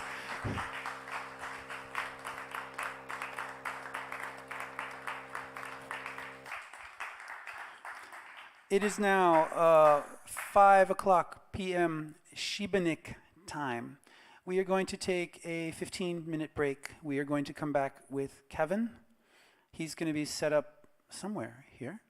And he'll go for 45 minutes. We'll take a short break after Kevin, and then we'll do the panel. So if you're at home, crack a beer, make a coffee, whatever it is. If you're here in Shibanic, visit our beautiful bar in the front of the Ars Nova Hall, and we'll come right back. Thanks.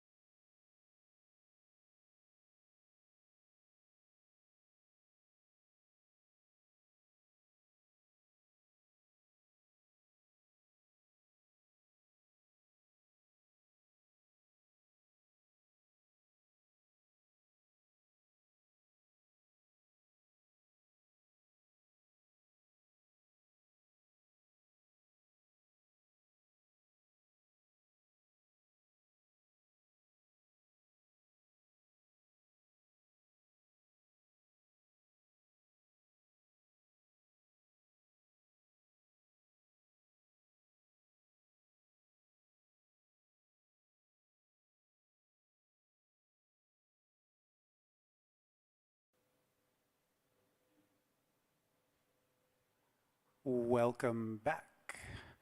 Dobro došli. And welcome back to the final speaker on the software track of the vector hack, number 3.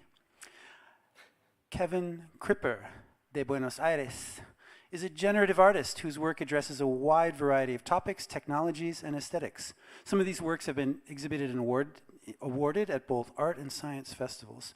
For the last 10 years, he's been developing digital tools that expand the creative possibilities of experimental artists from all over the world. His best-known development is Vsynth, which he will be talking to us about very shortly. And he's inspired by the late 60s, where artists, engineers, and programmers worked together, co-creating technologies to liberate the spirit. Kevin, I pass over to you. Thank you, Derek. Yeah. And a special shout out to Cliff that actually encouraged me to come here to present this, even though I think that still proof of concept of a modular environment for scan processing. And I have a presentation, but I think I'm just gonna go through all this pretty quickly, actually, and just show you something very important in 2017 that happens, which is this. I went to Signal Culture after a year that I started developing Vsynth, this, I would say, video lab for video synthesis, image processing, and video tool design. There's been people that has been using it for making their own tools. And at Signal Culture was the first time I actually saw Vsynth on an oscilloscope using Dave Jones' raster scan, his version of the root tetra. And I fell completely in love with the beam.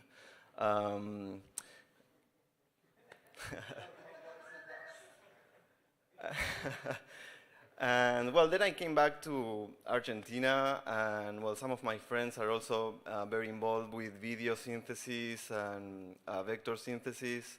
And we start making some gatherings, and in those gatherings we experiment with different kind of oscilloscopes, and sometimes with lasers, very little actually with lasers.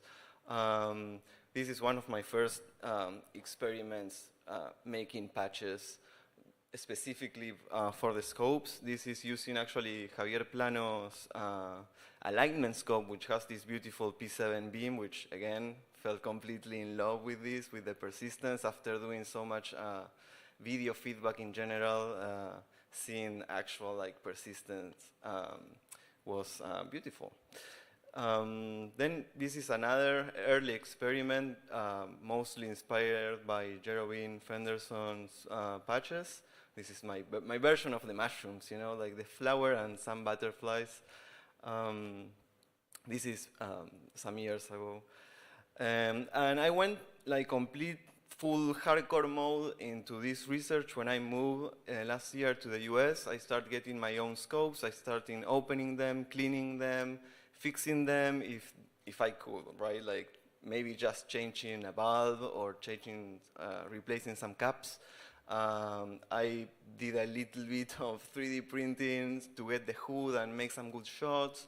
I hacked a Vectrex, so I started making all these checkboxes, you know, like going through, okay, I made this, I made that, and started to get really involved with this practice. I think that we need to kind of domesticate the technology, you know, like really get involved and know what you're doing.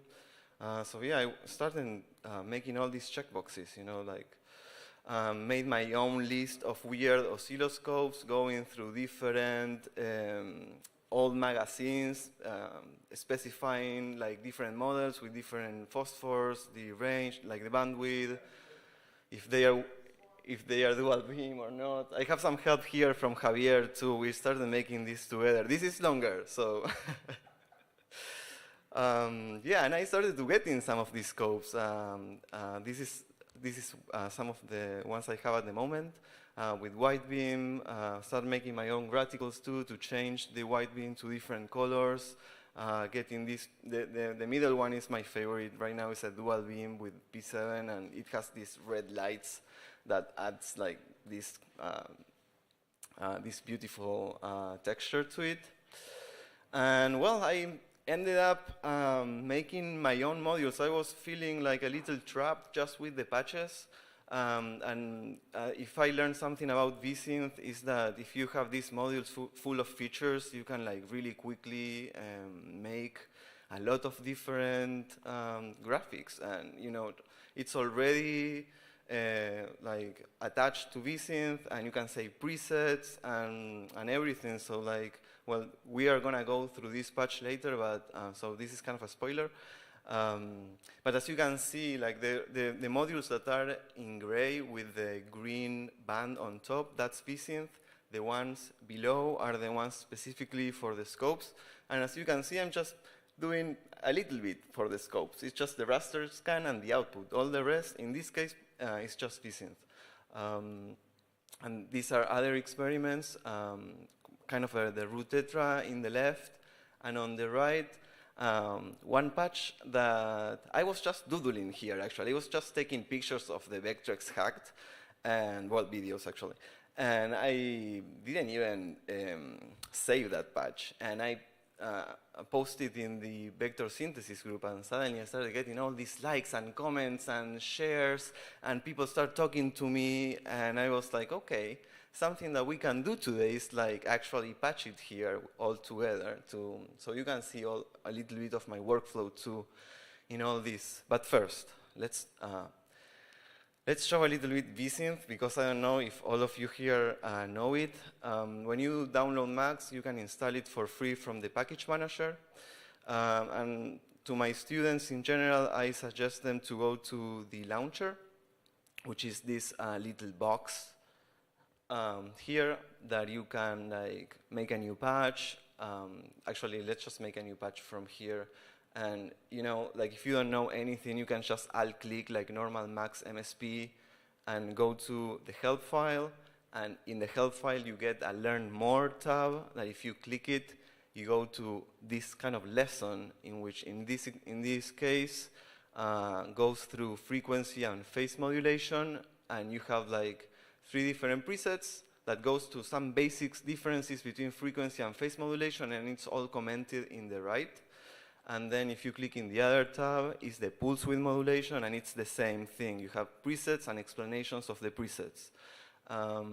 If you don't want to do it this way, you can actually go through all these lessons, which are a lot. Like Vsynth is really fully documented. I've been developing this for the past 6 years, so like, anyway, you have like a lot of things to learn. It's actually a really good resource for learning video synthesis techniques, which there are not a lot of resources for that, actually. So you can go through like additive synthesis, what that means in video synthesis, subtractive synthesis, even granular synthesis. So there's example of all of that in here. Even there are Lisa Shoes patches here, which is something that we all have done with the scopes, but in this case, kind of simulating this by making just a dot with my radial waveform generator, and then just using my video LFOs to displace that in the screen, right? So it's pretty low frequency what you can do actually here with this patch of the Lisa Shoes. But then you can add some feedback and, you know, start making more weird patterns. So anyway, tons of lessons to go through video synthesis, and then you have the patchbook, which are like more creative patches to do. That again, it covers a lot of different things. That really simple stuff like making hearts, because we all love video synthesis. This is kind of cute. And then going to, so Vsynth for me, it's kind of a polymathic, kind of holistic tool in a way, because it grabs like knowledge from different disciplines I'm interested in. I'm quite a curious guy. So for example, we can go and open the gummy worms patch. I'm very interested in microscopic forms of life that you can actually get, or yeah, kind of, you can get resemblances in video feedback. So for example, this one works with the camera, but it doesn't matter actually the original image that you use as an input. So that's me. And in this feedback loop, you get up having this kind of reaction diffusion that they're the worms. And you can tweak them all in real time, so you can kind of change them. There you go. And everything has also presets just in case you screw it, because all those kind of patches, even though they're self-control, I'm very interested also in this term by two Chilean biologists, the autopoiesis, basically. They talk about cells that replicate themselves and self-balanced systems. So it's kind of random, but also self-controlled. So this lasts forever. But you can sometimes, if you move a parameter that shouldn't be in a specific spot, you can kind of kill it completely. But if you find the sweet spots, this lasts forever. So this is more like related to microscopy, for example.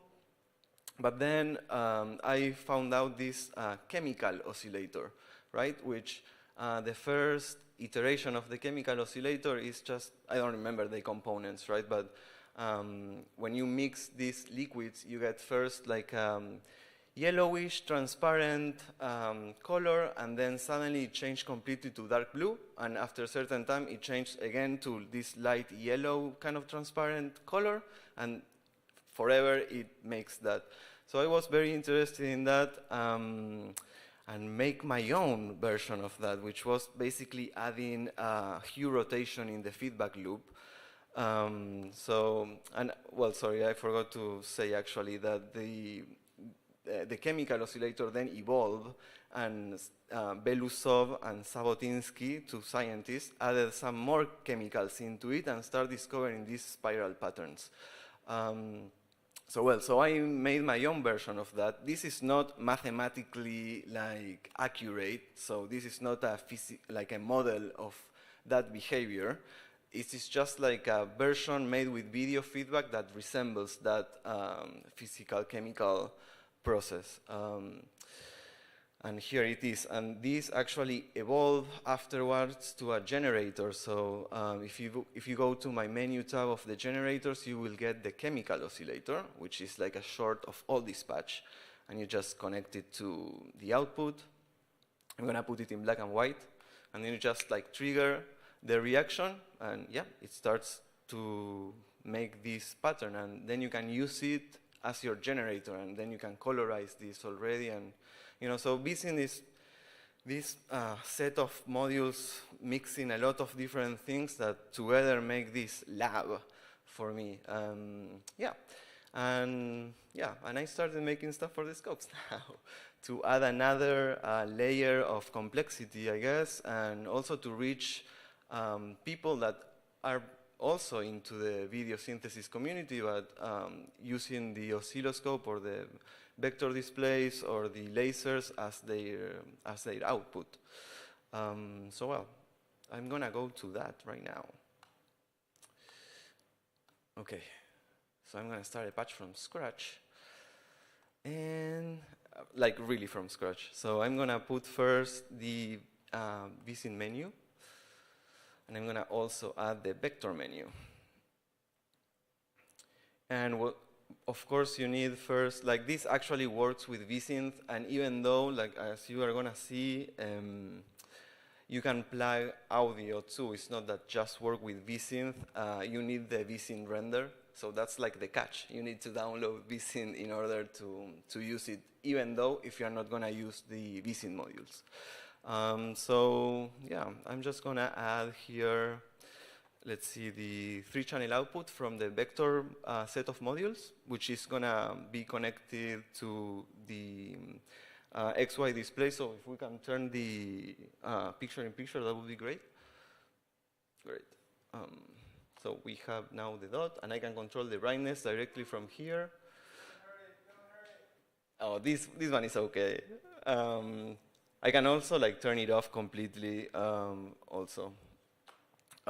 So even though for now I don't have the menu separated into the different categories, it's still kind of the same as Vsynth. We have some global modules, we have inputs modules, we have generators, we have the outputs, we have processors.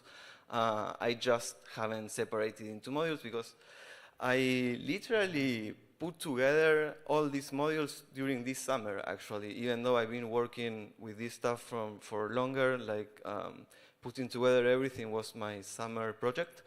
Yeah, so I'm just going to add a generator, which is going to be the raster, let's say.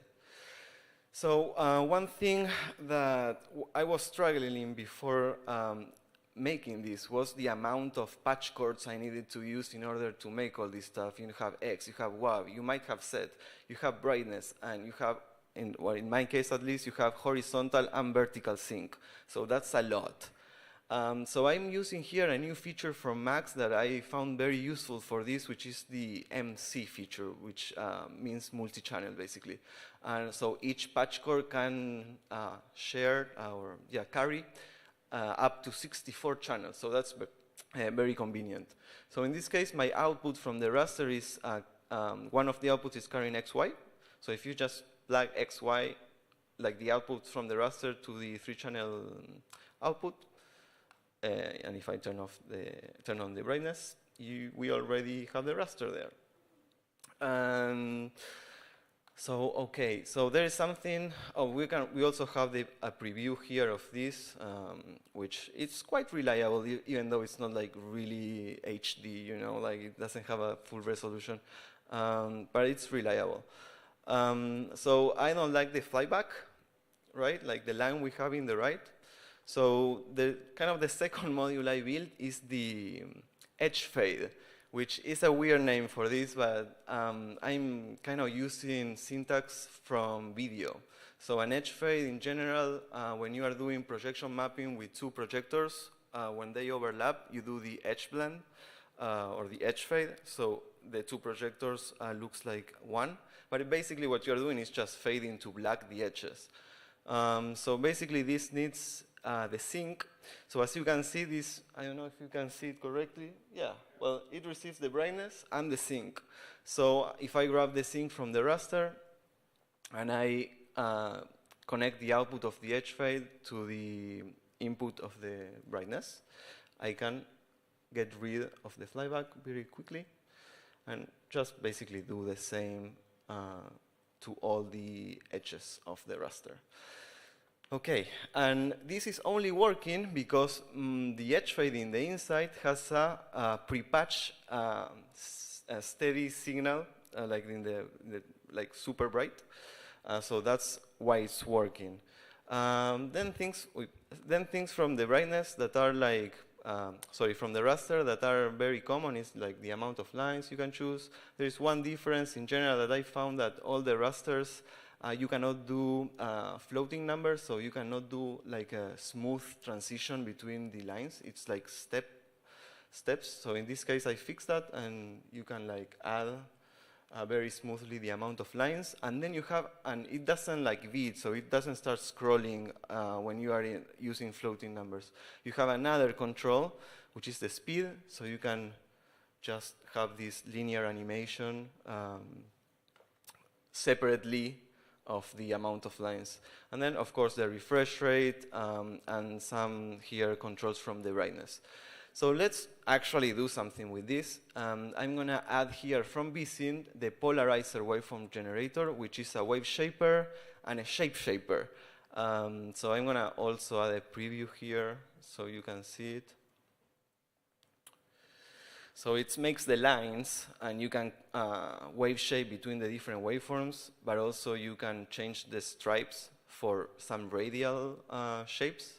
So it's kind of convenient to try things very quickly. So I'm just going to plug this into the X modulation, which basically is the X and Y deflections. And as you can see, the inputs of the raster have these lines. That's because they are all pre-patched. So whatever is coming to the X, it's going to the Y, and it's going to the brightness. So actually, if I plug the brightness to the edge fade, that is going also to the brightness output, we start getting already the circle in the brightness, right? And I'm going to add more lines so you can see it better, like 50 lines. something like that. And well, that's going to the brightness, but also that. Okay. I'm just gonna do it from here, actually. That's okay? Cool. So anyway, this might be confusing because I'm not applying actually nothing to the brightness input, right? But since it's pre-patched, it's actually getting what's coming from the X. So if I grab another polarizer generator and I plug it to the brightness, it's changed automatically to the stripes, which is what's coming out from here, right? But I still get the display. I'm still going to get the circle for the X and Y. So if I change here the attenuators of the deflections, I'm just going to get this shape. And at the same time, remember that I'm using the stripes for the brightness. So you can start getting a lot of different interesting patterns. And if I just delete this cable, now the circle is also going again to the brightness, so you get this shape. If you have any questions in the middle, let's make this interactive. It's fine by me. Okay. So that's it. Then it's also weird because we can go two different ways here. Like I can even just make a sine wave from max, I don't know, let's say 6.60 hertz point 1, and plug that to the Y. So now the circle is going to be displaced in X, and this sine wave is going to be displaced in Y, and the circle is going to still go into the brightness, right? So that's I'm actually going to put a number box here so I can change this on the flow. So now you can see that my sine wave that I'm generating from max is an audio, like sine wave. It's modulating the Y deflection. So you can basically put any audio input you want, your modular, or even like Max comes also with beep, which is like a high level, also modules like Vsynth, but for audio. So if I just grab whatever, like the oscillator, the most basic one, and plug it into here, still working, right? It's kind of high frequency, but so basically you can start mixing video signals, audio signals from Max, from other softwares, from your modular. So this is really modular. That's what I mean. So yeah, and if you just delete, since it's all pre-patched, it comes back to the original signal that it's coming to the X. Kevin, I've got a question from the YouTube people. Actually, this is a question from James Lehman. He was asking if the audio signal is connected to the oscilloscope, which I said yes, that's what's driving the beam. But he wanted to know what the audio sampling rate was, because it's quite detailed. It's the highest, 192. Yeah, that's what I thought. Great, thanks. Also, I have to say that this sound card, it's pretty sharp. It's the Presonus Studio 26C. Just channels 3 and 4, channels 1 and 2 are pretty noisy. So if you get this sound card, use channel 3 and 4 for X and Y, and channel 1 or 2 for the brightness. And that's going to get like the sharpest line, at least in my experience using this. So other things you can do here just directly from the raster is inverting the brightness. So that's what you get when you invert the brightness, change completely the shape.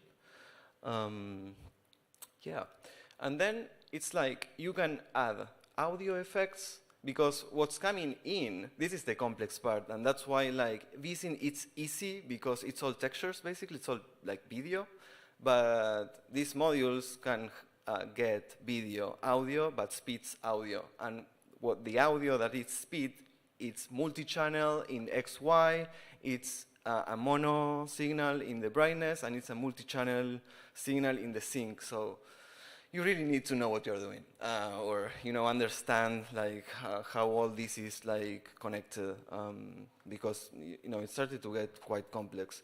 And you can add audio signals out like in the middle between the raster and the output in this case, or you can add whatever module of Vsynth you want to use before going to the raster. So for example, classic stuff too, like I'm gonna add just a pixelator and decrease the resolution. I'm gonna also connect the preview here so you can check it out better. I'm just gonna put 4, right? And you get this. And another thing you can do with just this module is interpolate the pixelation. So instead of having like sharp squares, you will get like a diamond gradient to the center of these squares. And it changed again the flavor of this. And you can also like put 6 here and or change. And you can start making different shapes just by moving knobs in the polarizer generator.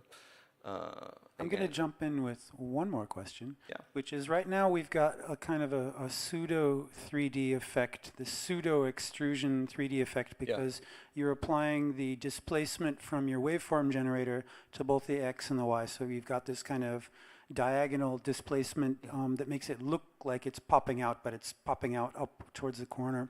Do you have something that also does perspective that actually takes X, Y, and Z and projects them down to X, Y? No, so yeah, the 3D part is in development, but what you can do is using the displacement module or the stretcher. In this, I mean, both of them are gonna work. It's just one have more options than the other one. So I'm just gonna go with the displacement, which is quite a huge module.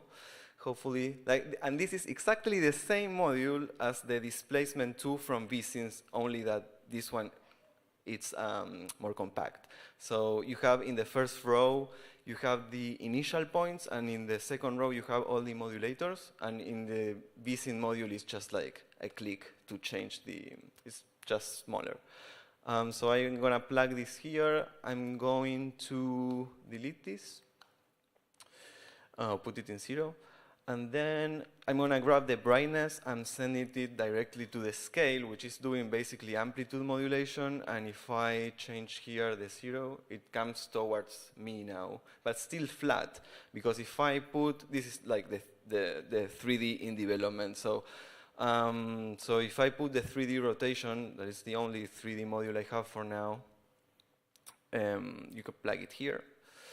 And as you see, if it rotates and it's still flat, right? So if you plug the brightness to the set modulation input, you can see that now has some depth. But yeah, but it's just rotating with 2 LFOs because I didn't add any like any rotation number box or knob, which is just adding that. It's already there. I just put 2 ramps, so it rotates automatically. But that's the only rotation, only 3D I have right now. But I actually do a lot of things with the displacement which are really cool, kind of 3D. But let's do that a little bit in a few minutes. So I can show, because this is basically your raster processing. So I have like different rasters, and I'm developing some more. So I'm gonna put really quickly the grid, for example, and the grid. It's fine, Derek. I have the same scope. It's fine.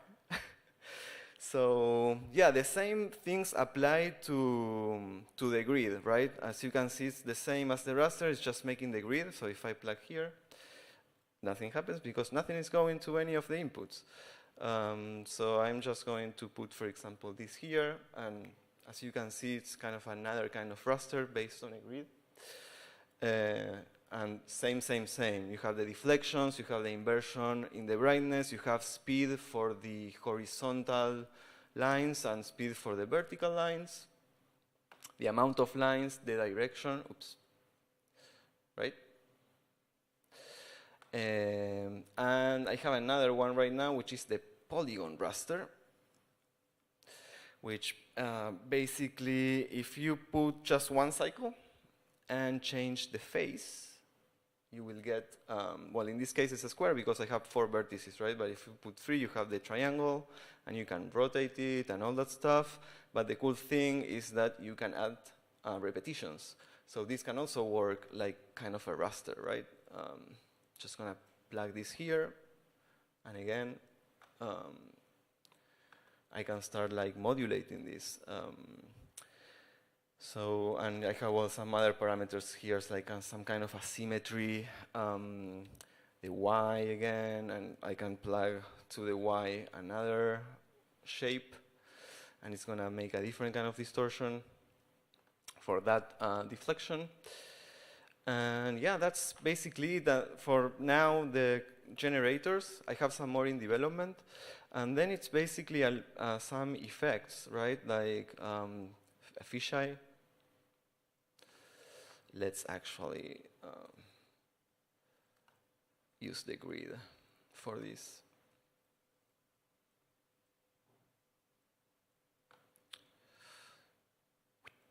Just a fisheye, or you can go negative numbers out of the anti-fisheye. I have also a twirl. This was very interesting research, actually, because some of these algorithms are pretty much the same as in computer graphics. So I've been, like translating some of the Vsynth modules into the audio realm, and they work basically the same. So that's the twirl. And it can also rotate automatically. It has a linear rotation. Then we have like a Kripper, which I have a Kripper. The Kripper works pretty much like the X-fade, but since it's not working with the brightness, you will still have the lines, right? So you're just cropping. And it has these like symbols here in the middle, which you can like sync. So now you control both of them at the same time, so the movement is even. And then, then it starts to get more complex, I guess. Let's add again the raster.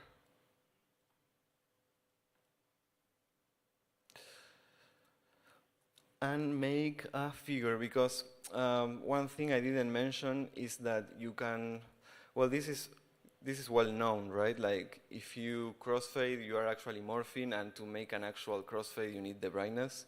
So for that, I have the crossfade module. It's just named like that, and the crossfade module receives two signals that are X, Y, and B, right? So I need another module in the middle, which is the XYB compose. So basically, what you can do here is send the XY to the XY, and send the brightness to the brightness, and let's send something to the brightness, actually. And the output of the XY compose goes to the crossfader, and the brightness of the output is still X, Y, and B. So I'm doing this of like merging and splitting signals pretty much all the time. But the patches looks pretty clean in the end. So, and I'm gonna make another kind of shape now with another raster. Let's do this.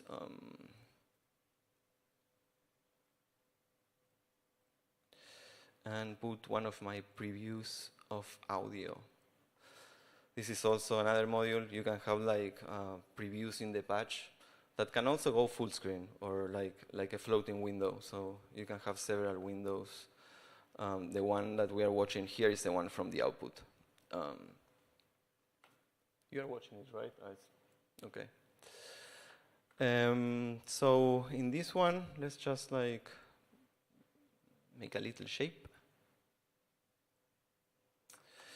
And I'm gonna morph, right?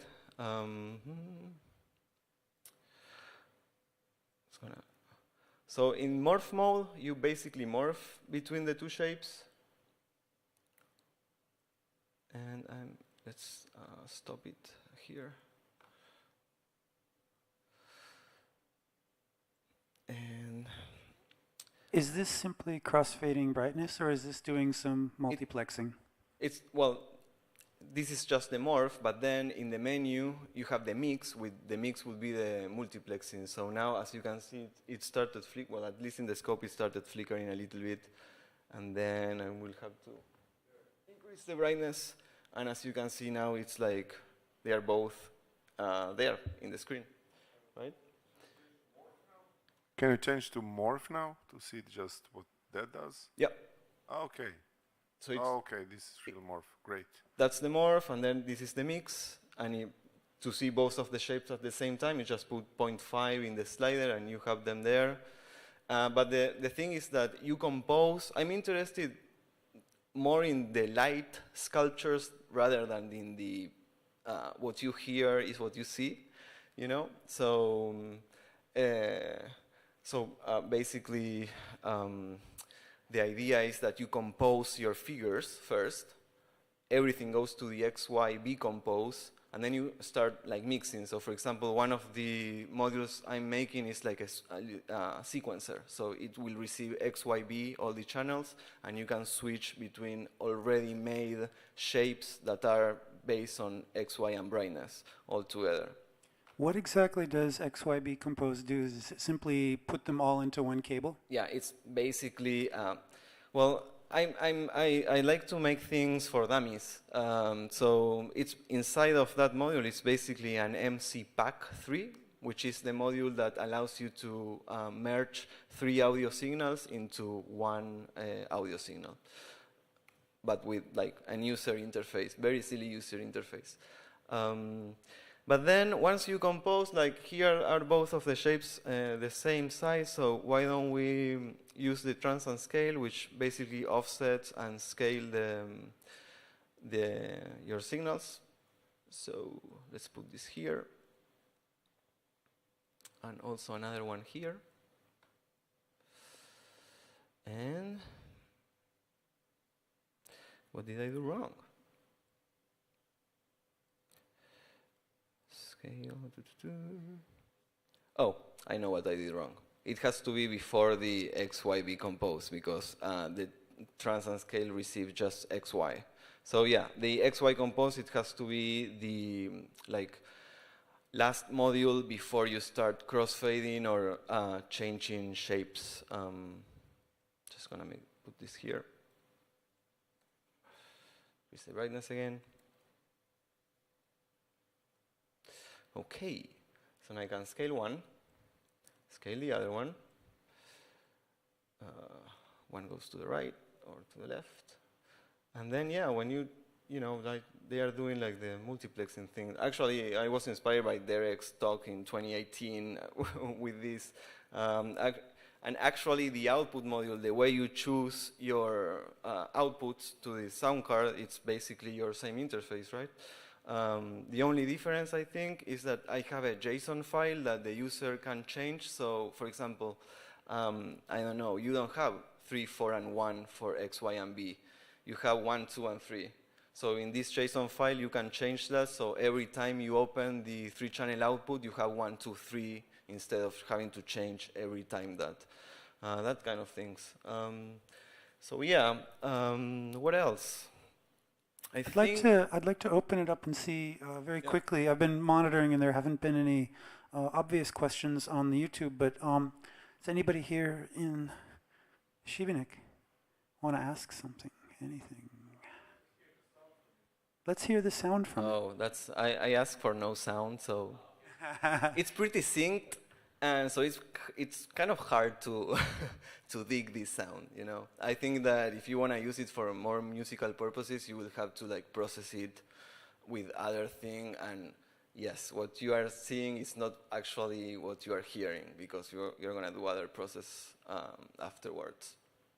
But yeah, it's pretty synced. It's hard to hear. I don't like it actually.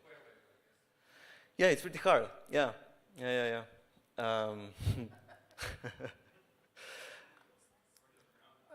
Can I ask a question? Yeah. I'm intrigued by the XYB compose element. How easy is it to make an XY RGB compose element? You can do that completely because these channels, this feature from Max allows you to transport up to 64 channels per patch cord. So you can have, for lasers it's perfect too. Okay. Yeah.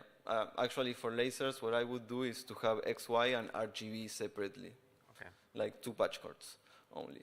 Yeah, that's really neat. Actually, when this feature came out, I was like, okay, I think I should start like actually developing now this tool. Because before I was like pretty bummed every time I had to patch. This was like a lot of patch cords everywhere. Nice. Thanks. Yeah. It's super efficient.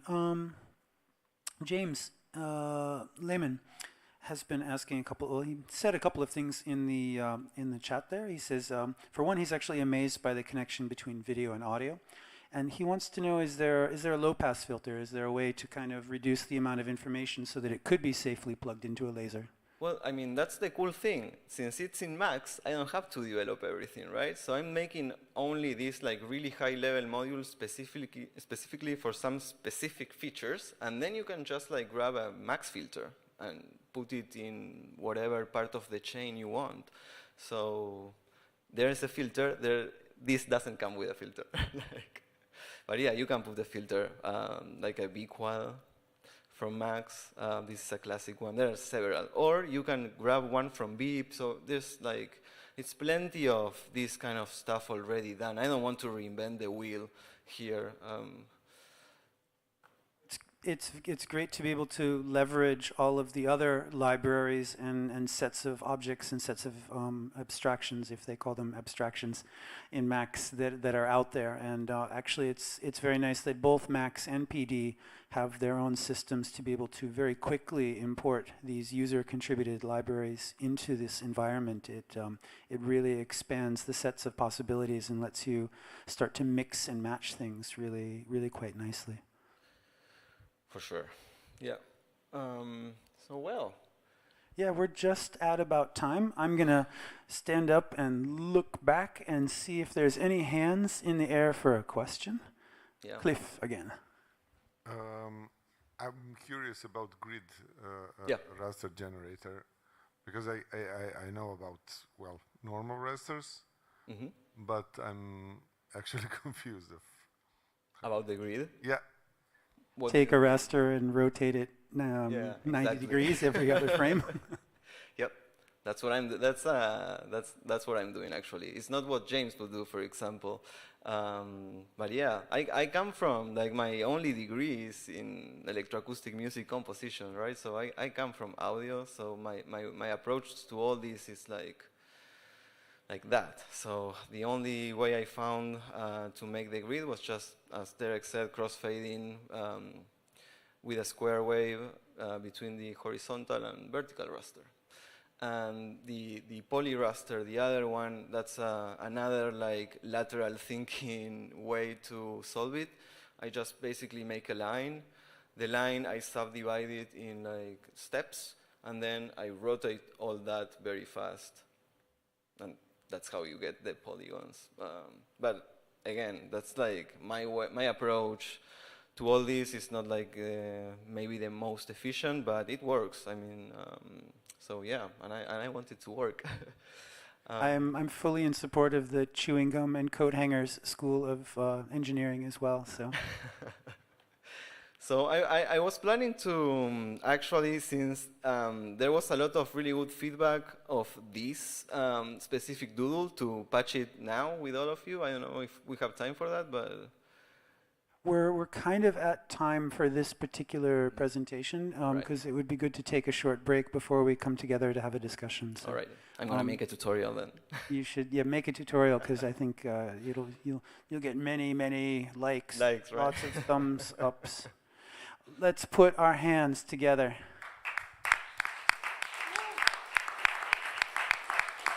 Let the avalanche of YouTube emoticons commence. Muchas gracias. De nada. Gracias a ustedes. All right, we're going to take a 10-minute break. We're going to come back at approximately 1:15 and bring together our speakers for a little discussion.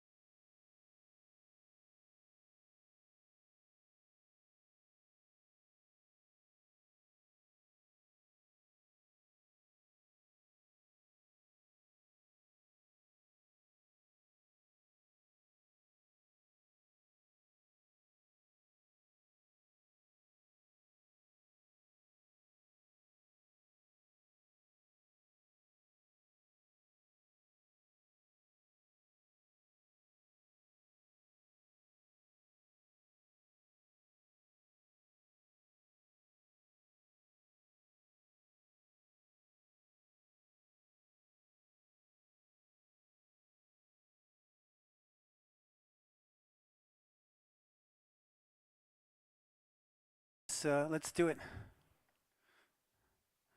Welcome back.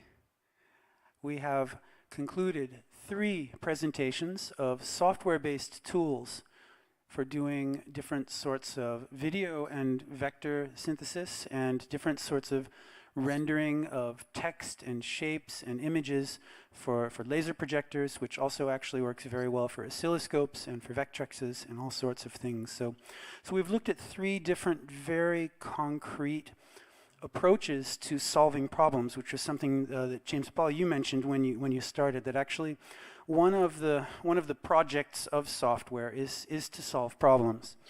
And a lot of what we're doing now, especially with this oscilloscope-based approach, is we're kind of walking over the same steps that people made before, which actually Kevin mentions in your biography, that you're very influenced by this idea of the artists from the 60s and the 70s who are going back and looking at all sorts of ways that they developed tools, and also the methods which they worked with. And a lot of those methods had to do with the sharing of tools, the collaborative use of tools together. And particularly in the 60s and the 70s, access to hardware was very limited, of course. You either had to be part of some sort of large institution that probably got money from the military to develop technology to drop bombs on people in Southeast Asia, or you had to build it yourself. And that's something that we get to do differently now that there's software, now that everybody has a personal computer, now that everybody has the equivalent in the 1960s or 70s of a supercomputer they just walk around with in their pocket all the time. So one of the things that I like to think about a lot, can we get James up on the, there we go. James, you are now live on the screen as well. So that's creepy.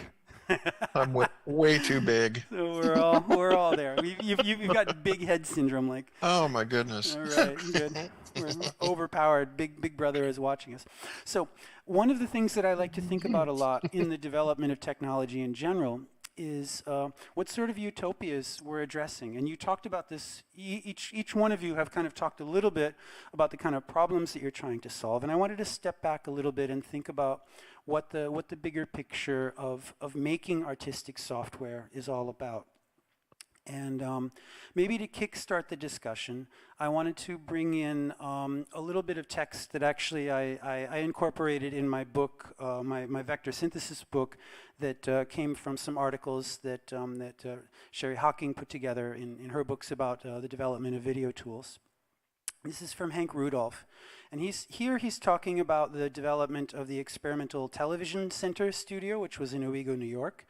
But he was also one of the main technicians, actually the main technician, and the one who was responsible for orienting everyone to the studio at Signal Culture as well. So I want to make sure we shout out to Jason and Deborah, Hank at Signal Culture, because they brought, at the very least, I know that Cliff and I and Kevin have all been in the studio, and I think there's probably some other people that are here, and certainly some people that are watching this that joined it, that have been there as well.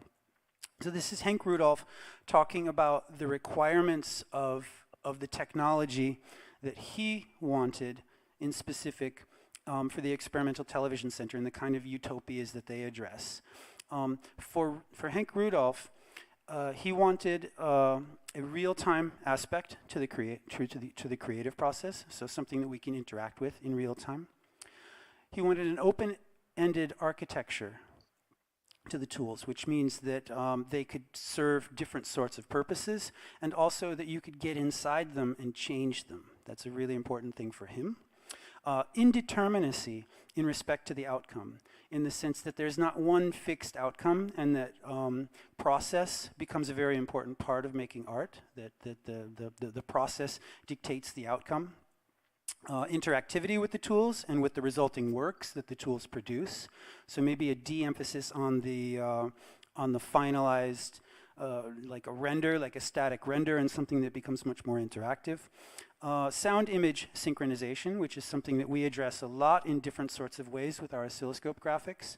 And electronically generated or cameraless images, which are images which, of course, we synthesize directly with video oscillators, or we synthesize with audio oscillators, or maybe we drag in abstract mathematical forms and re-rotate them around. So these are the kinds of things that, in specific, Henk Rudolph was interested in for the Experimental Television Center and later for the Signal Culture Studios. And he talks about the last three of these qualities, interactivity, synchronization, and cameraless imagery, as something that merges the placement of our body within this real-time environment. Now that's simply one possible utopia that I can throw out there as a point of comparison. And what I wanted to ask each of our panelists was to think a little bit outside of the specific technical implementations which you've shared, which are all amazing and do really incredible things, and think a little bit more about what's the bigger picture? What's the utopia that you're trying to reach for? Who would like to start?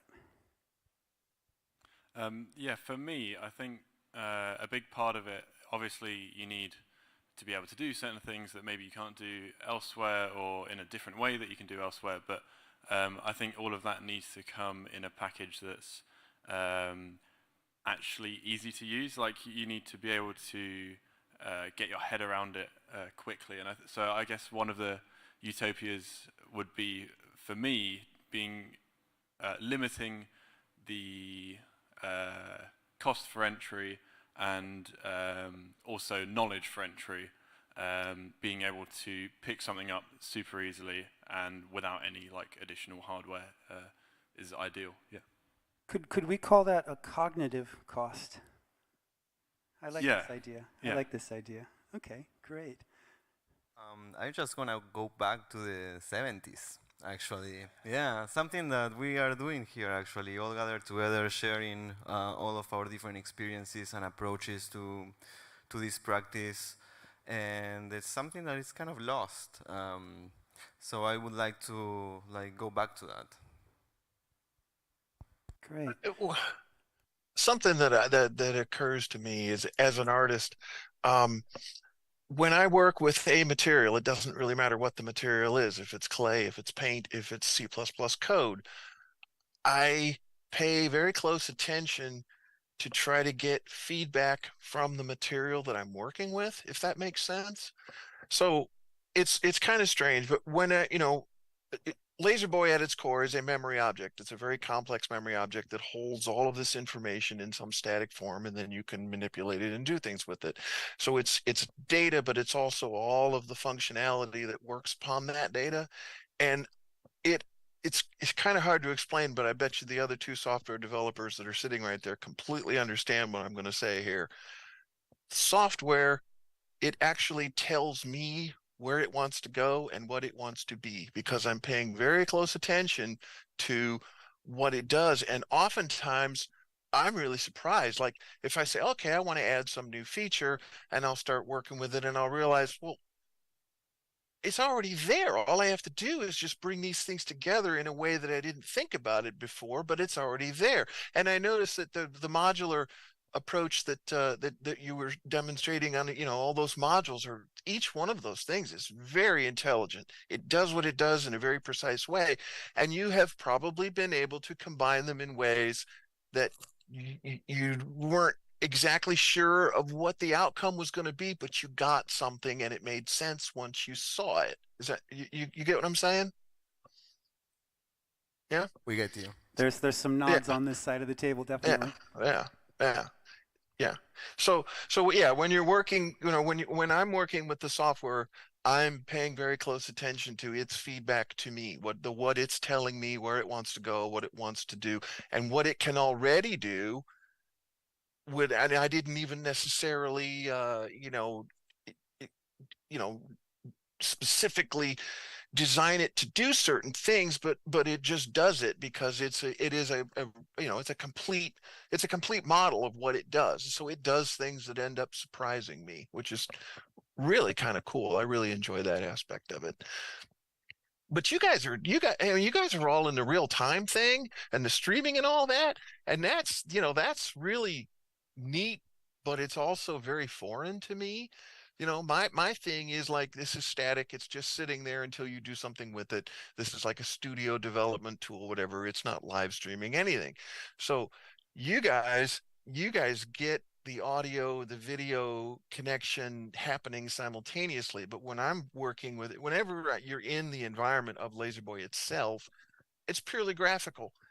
And it's, it's vector graphics, and its association with time and audio is very abstract at that point until you export a WAV file. And of course, when you export a WAV file, it's outside of the program.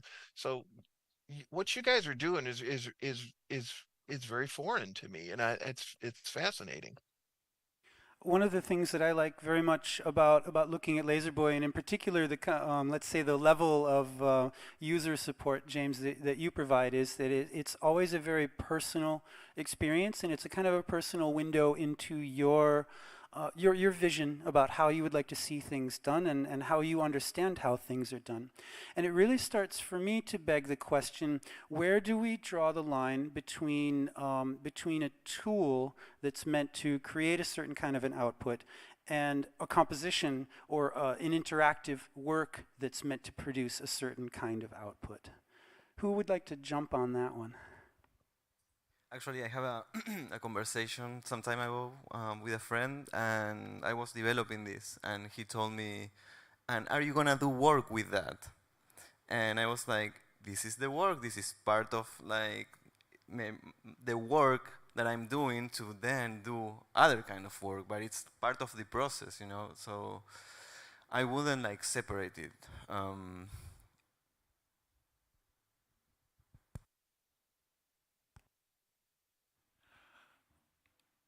I think it's. I think I don't currently have an opinion. I'd quite like to hear what James says, and then I'll come back on it. James, the ball's in your court. Oh boy. Okay. Well, okay. I can get into it two different ways. I can open up my C++ code editor, and I can see it that way, and I can work in it and do things with it, and then I can run the application, and I can climb into that reality as well. And a lot of people, you think, okay, well, Laserboy is all about making WAV files for laser display. Well, that's true, but I can spend hours, days, months just working in the application itself, because I see what's going on inside that window, and that's very entertaining for me because I can spin things around in 3D and I can do all that neat stuff with it. So for me, it's almost like the running application is in fact a presentation of the art, if that makes sense. It's not just an environment to make art.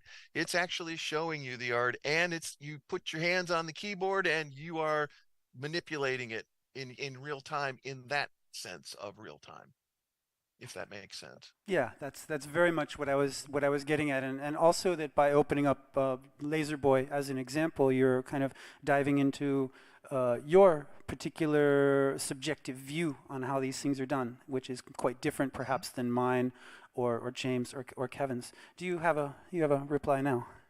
Yes. So when it comes to like whether it's a composition, like what I would think of as a composition, I think it's really up to the person using it as to whether they want to create what they think is a composition with it, or whether they want to make a composition in another piece of software, right? Using some of the stuff, like some of the things that James has been doing. Obviously, as you said, the software itself is kind of its own composition, but at the same time, it also can be used as part of a composition, literally speaking, if you're exporting the WAV files and things like that. So I guess when does it become just a strict tool for doing things versus a tool for making like compositions is really up to you to like figure out how you want to use it. And like I particularly with Oscirender, I'm sure you can do it with like both the other things. As like if you have a project file and things like that, you can really do whatever you want. You can open it up like the raw text file and like start hacking around with it, like even things that I'm not supporting and like will probably crash the program. Like it's up to you to sort of mess around with it in that regard. So I like I think it's our responsibility, I guess, to allow for flexibility in what they create. Okay. I'm going to bring up one of the points that I had yesterday during our panel discussion as well, which was an idea that was common to a lot of people working in video art, especially in the 1960s and 70s, which was that the work is the result of an encounter between a human and a machine. And that machine, of course, has been designed by another human being who is also an artist. And that the whole purpose of that machine and that other human's encounter with the machine is to distill out of every possible image that could exist, that image that exists in that encounter with that machine. So how much of that image, and this is a devil's question, of course, it's unanswerable, but I'm going to make you try anyway. How much of that is the designer of that machine? How much of it is the machine? How much of it is the user of that machine? I think it's mostly the user. Like when I design this stuff, I'm just making this, like the grid is just the grid, and then it's what you do with that, that it's the important thing. It's not the module itself. Everyone can make that module actually, and then it's up to you what you do. So I think it's mostly the user. There are certain parameters that you're dealing with that whatever you do, it has to fit within those parameters. Like what's the resolution of the monitor that you're looking at? How big do you open the display? How many pixels do you have to look at there? There's also the limitations of signed short integer. You've only got so much, so much range, numeric range to work with. So there's that. And it is kind of a devil's advocate question, really. Something else that I want to mention, Derek, I heard you use the word religiously when you were describing someone's connection to their ideology of the way things work, and that's like a perfect word, because no, it is really because okay, when I try to when I get myself into what you might call the laserist community, I'm dealing, you're dealing with people who are really into specifically laser tech and the laser tech of, a particular piece of software and hardware, that's a commercial product. And, people really do develop what you might call a religious affiliation with whatever commercial product it is that they're using, right? And so one of the things that fascinates me about vector synthesis and the Vector Hack Festival is it's very agnostic. It's not about the particular commercial product that you're using. It's about the technology. It's about how to make art however you do it, as long as it fits within this realm of vector synthesis. And the idea of using an audio device is very generic. It's very agnostic. And Laserboy is open source. It's free software, and it only works with open file formats, right? WAV files, text files, ILDA files, whatever. They're all open standard files. So there's nothing proprietary about any of it. And for that reason, it's almost like when I try to get into the laserist community and have conversations with people, it's almost like I'm some kind of a heretic, because I haven't, I'm an agnostic. I'm outside of their chosen piece of hardware, and it's just kind of weird. One of the reasons why I think this group is just so incredibly inviting is because it's completely open to to just do it however it works for you. And I think that's important. That's really critical for advancing the art form. That's really an excellent point. I think that a lot of the ethos of this community, even if people aren't using strictly open source software, it does come from this idea of having something that is open in its architecture, as Hank talks about, something that you can open up and take apart and dissect, and not only understand how it functions, but change how it functions. When Woody and Steen of Asulka got involved in video art in the late 60s and the early 70s, they came to tools for two reasons. They came to tools because the tools that were available for broadcast television were inaccessible and expensive, and also because the tools that were available for broadcast television were limited in their functionality. And exactly the way that, James, you mentioned it, they're very religious around a very specific set of formats. And this is really exciting about all the stuff that we do, is that we are actually all quite agnostic about it. So it's a really quite a wonderful point there, actually. We'll take a little pause in our internal discussion and see if there's anybody that would like to bring a point out from our studio or internet audience.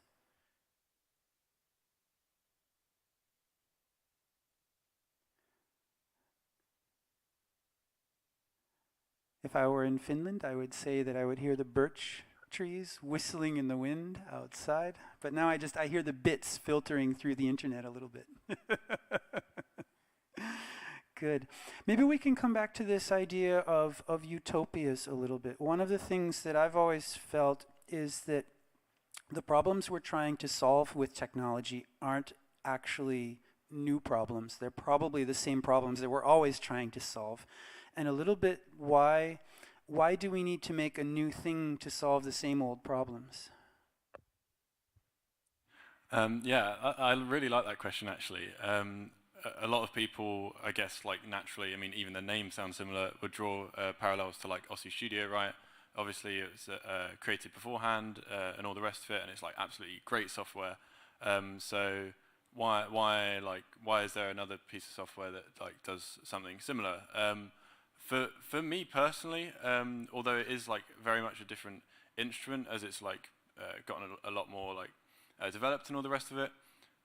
For me personally, I made it originally as a hobby, and it's still a hobby. Like, it's something I like, one, enjoy doing, and two, has been like absolutely paramount for a lot of my learning as part of my degree. Like doing computer science, like every time I'd learn a new sort of, I don't know, paradigm or a new thing in a module for computer science, I'd like immediately try and sort of apply those techniques to my software. So for me, it's like really been like a learning process. So yes, I might be recreating some aspects and also making some new parts of the software, but even if I wasn't making anything new and it was completely a recreation of something, I think that's really valuable for me as someone learning from it.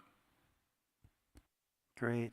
Kevin, why do we need another video synth in the world, and why do we need yours?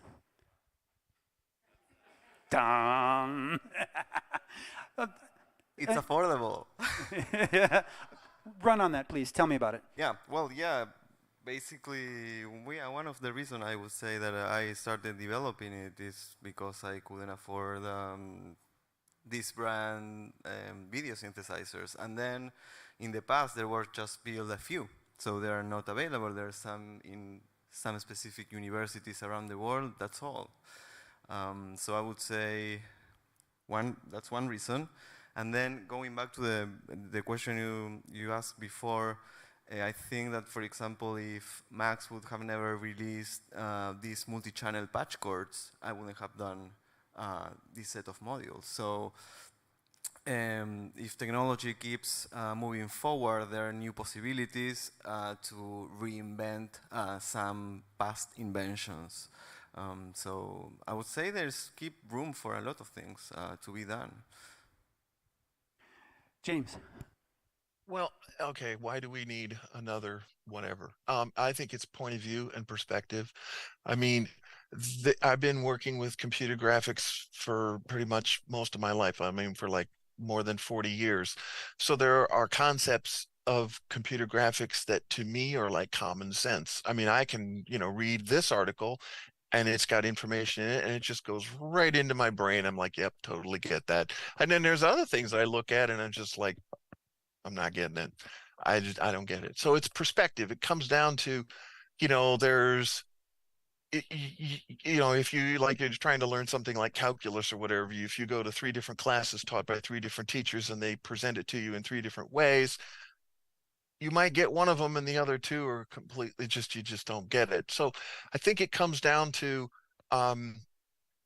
accessibility based on what you already know, what you already understand, that's what leads to your ability to accept and understand new ideas.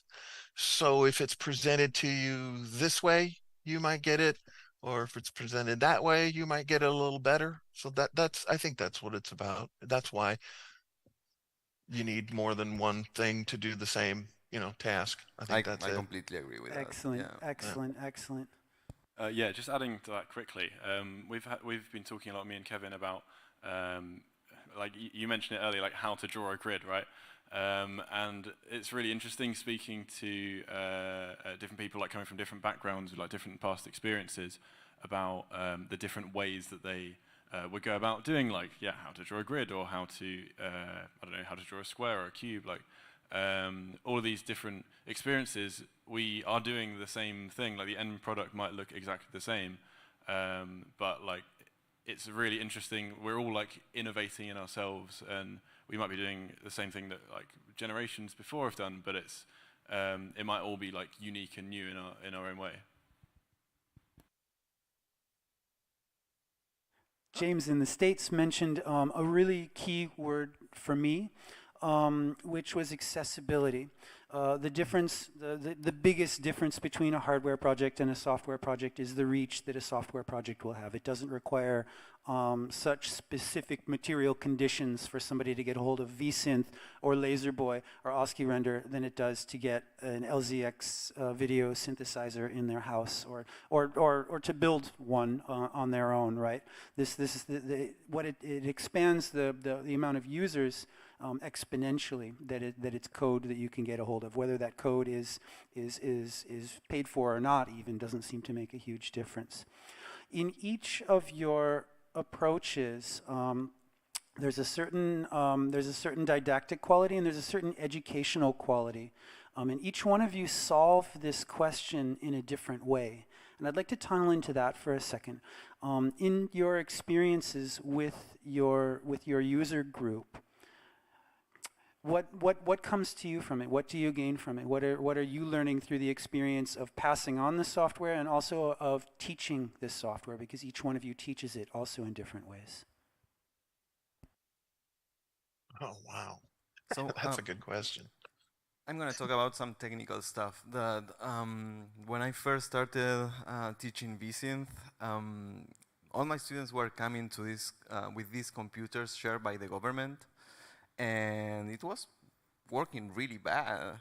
So one of my first achievements after teaching my first Vsynth course was making all these new updates just to improve performance a lot.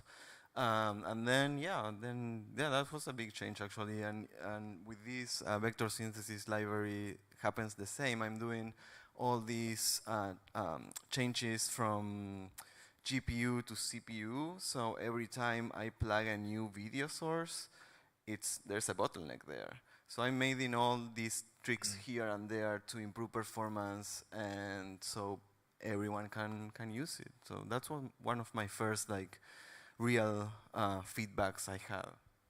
So basically, let the users and the systems that the users are using it on break it and try to improve from there. That's definitely one. James. Thinking more about what the users have, I guess, feeded back that have influenced how I've developed. It would be literally every aspect of the software, I think, for me. Like it started off as literally just a 3D cube rotating as an experiment, and then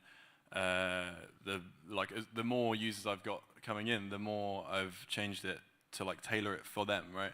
I mentioned Javier. He's the best example of someone who's just come in there and told me all the bad things about it in the best way possible, and so I'm acting as the stupid one in the situation. They are the experts. They need to tell me what is the best way for them to interact with it. I'm remembering a story that Vibeke told us yesterday about the Disney executive that said that how do you kind of test a new technique, invite the craziest artist you can in there to completely smash around in it and stuff. So great, good, very good. Yeah, and you got really like blessed, if I can even use that word, with a couple of like power users that really pushed you to your limit, and that's an incredible exchange that happens. James, how would you like to reflect on this question? What is it you get from your interactions? And your interactions are always these very one-on-one ones, which are they're very special as well. They tend to be, yeah. I've never really had a situation where I was, putting on like a seminar or whatever and demonstrating it to a whole bunch of people, except for like, today. So, I mean, I don't have a lot of experience doing that. And like you say, I have a lot of one-on-one stuff. So, like somebody contacted me a long time ago and said, I want to know if I can use a laser to map out a bunch of lines for point to point, because he wanted to do like a wire harness thing or something. I don't know what it was, but he's like, I want to be able to put labels on the endpoints and whatever. And I'm thinking, how would I do that? So then I decided, okay, I know I could do it in CAD, like DXF. So then I wrote the ability for Laserboy to be able to import a DXF file and turn that into a frame that could be rendered for the laser projector. And then some other guy says, oh, cool, it reads DXF.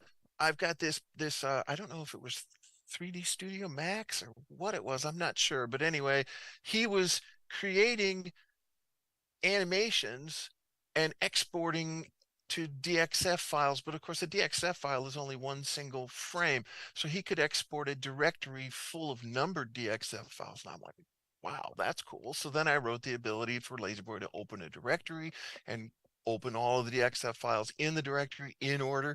And then when I first put that out there, the guy goes, yeah, that's great, but the image is going like this all over the place. And then I realized, oh, that's because I'm centering each frame as I open it, and so it's moved. So then I had to figure out, okay, yeah, I gotta open the whole thing and then center the whole, normalize and center the whole thing so that it, so I mean, it's been a very progressive thing over many years. Also text, the ability to import and export tables of plain ASCII coordinate values. Somebody was working with one of these MathCAD programs. I don't know if it was MATLAB or Maple or Mathematique, whatever it was, but you know what I'm talking about, these MathCAD programs where you can import and export tables of data. That's what he was doing, and so I wrote this stuff in there about being able to import and export text, and then actually I was early conversations with you, Derek, when we were discussing some of the math rendered figures, like the spirograph kind of stuff, and you said, oh, that's cool, can you animate it? And I'm like, oh. so that's when I started working on the animated math stuff. And it's funny because the first thing I wanted to do was pretty simple. I wanted to be able to create harmonograph figures. I don't know if you're familiar with what a harmonograph is, but anyway, I found the equations for the harmonograph on Wikipedia, and then I put that into the user interface, and it became ridiculously cumbersome to enter like at least 16 values just for one harmonograph image, and I thought, this is ridiculous. So then I thought, wait a minute, I've already got it, the ability to import text tables. So then I decided, maybe I could just import all of these parameters for the harmonograph, and then that just kept going, and it became what is now Laserboy Liquid Math, which is a math scripting language for Laserboy. So, that's why I said at the end of my presentation, I really, really appreciate any kind of interaction that I can get from anybody out there, because I learned so much from doing that. It's just, I'd always add something new, and because people think about it in ways that I would never even imagine. So that's a big part of it. I wanted to mention quickly before James, the one project that came to us in the open call, which we were not actually able to program, but it was a Laserboy related project, which is a project of Sarah Kahn. I hope that you're listening and you're hanging out and enjoying the presentation, because I wanted to mention your project in particular as a really interesting application of James' Laserboy software, which is Sarah Kahn is working with upcycling textiles, and so she was using Laserboy to actually map out patterns on recycled fabrics for cutting and for assembling into new clothes, which I thought was a super cool cool project, but it was just a little bit outside the scope of what we're doing here with audiovisual presentation. But I want to shout out to Sarah, that thank you for sending us that project, and we really thought about it, and I just wanted to bring it up here. You had a response to James. Just wanted to say, completely agree with what James said. Like, the number one most valuable thing that I've said this like 3 times already, but the number one most valuable thing is we can get as like a software engineer is feedback from people that are thinking differently to us. Wonderful. Absolutely. Do we have anything from our online or studio audience before we start to wrap things up for dinner time?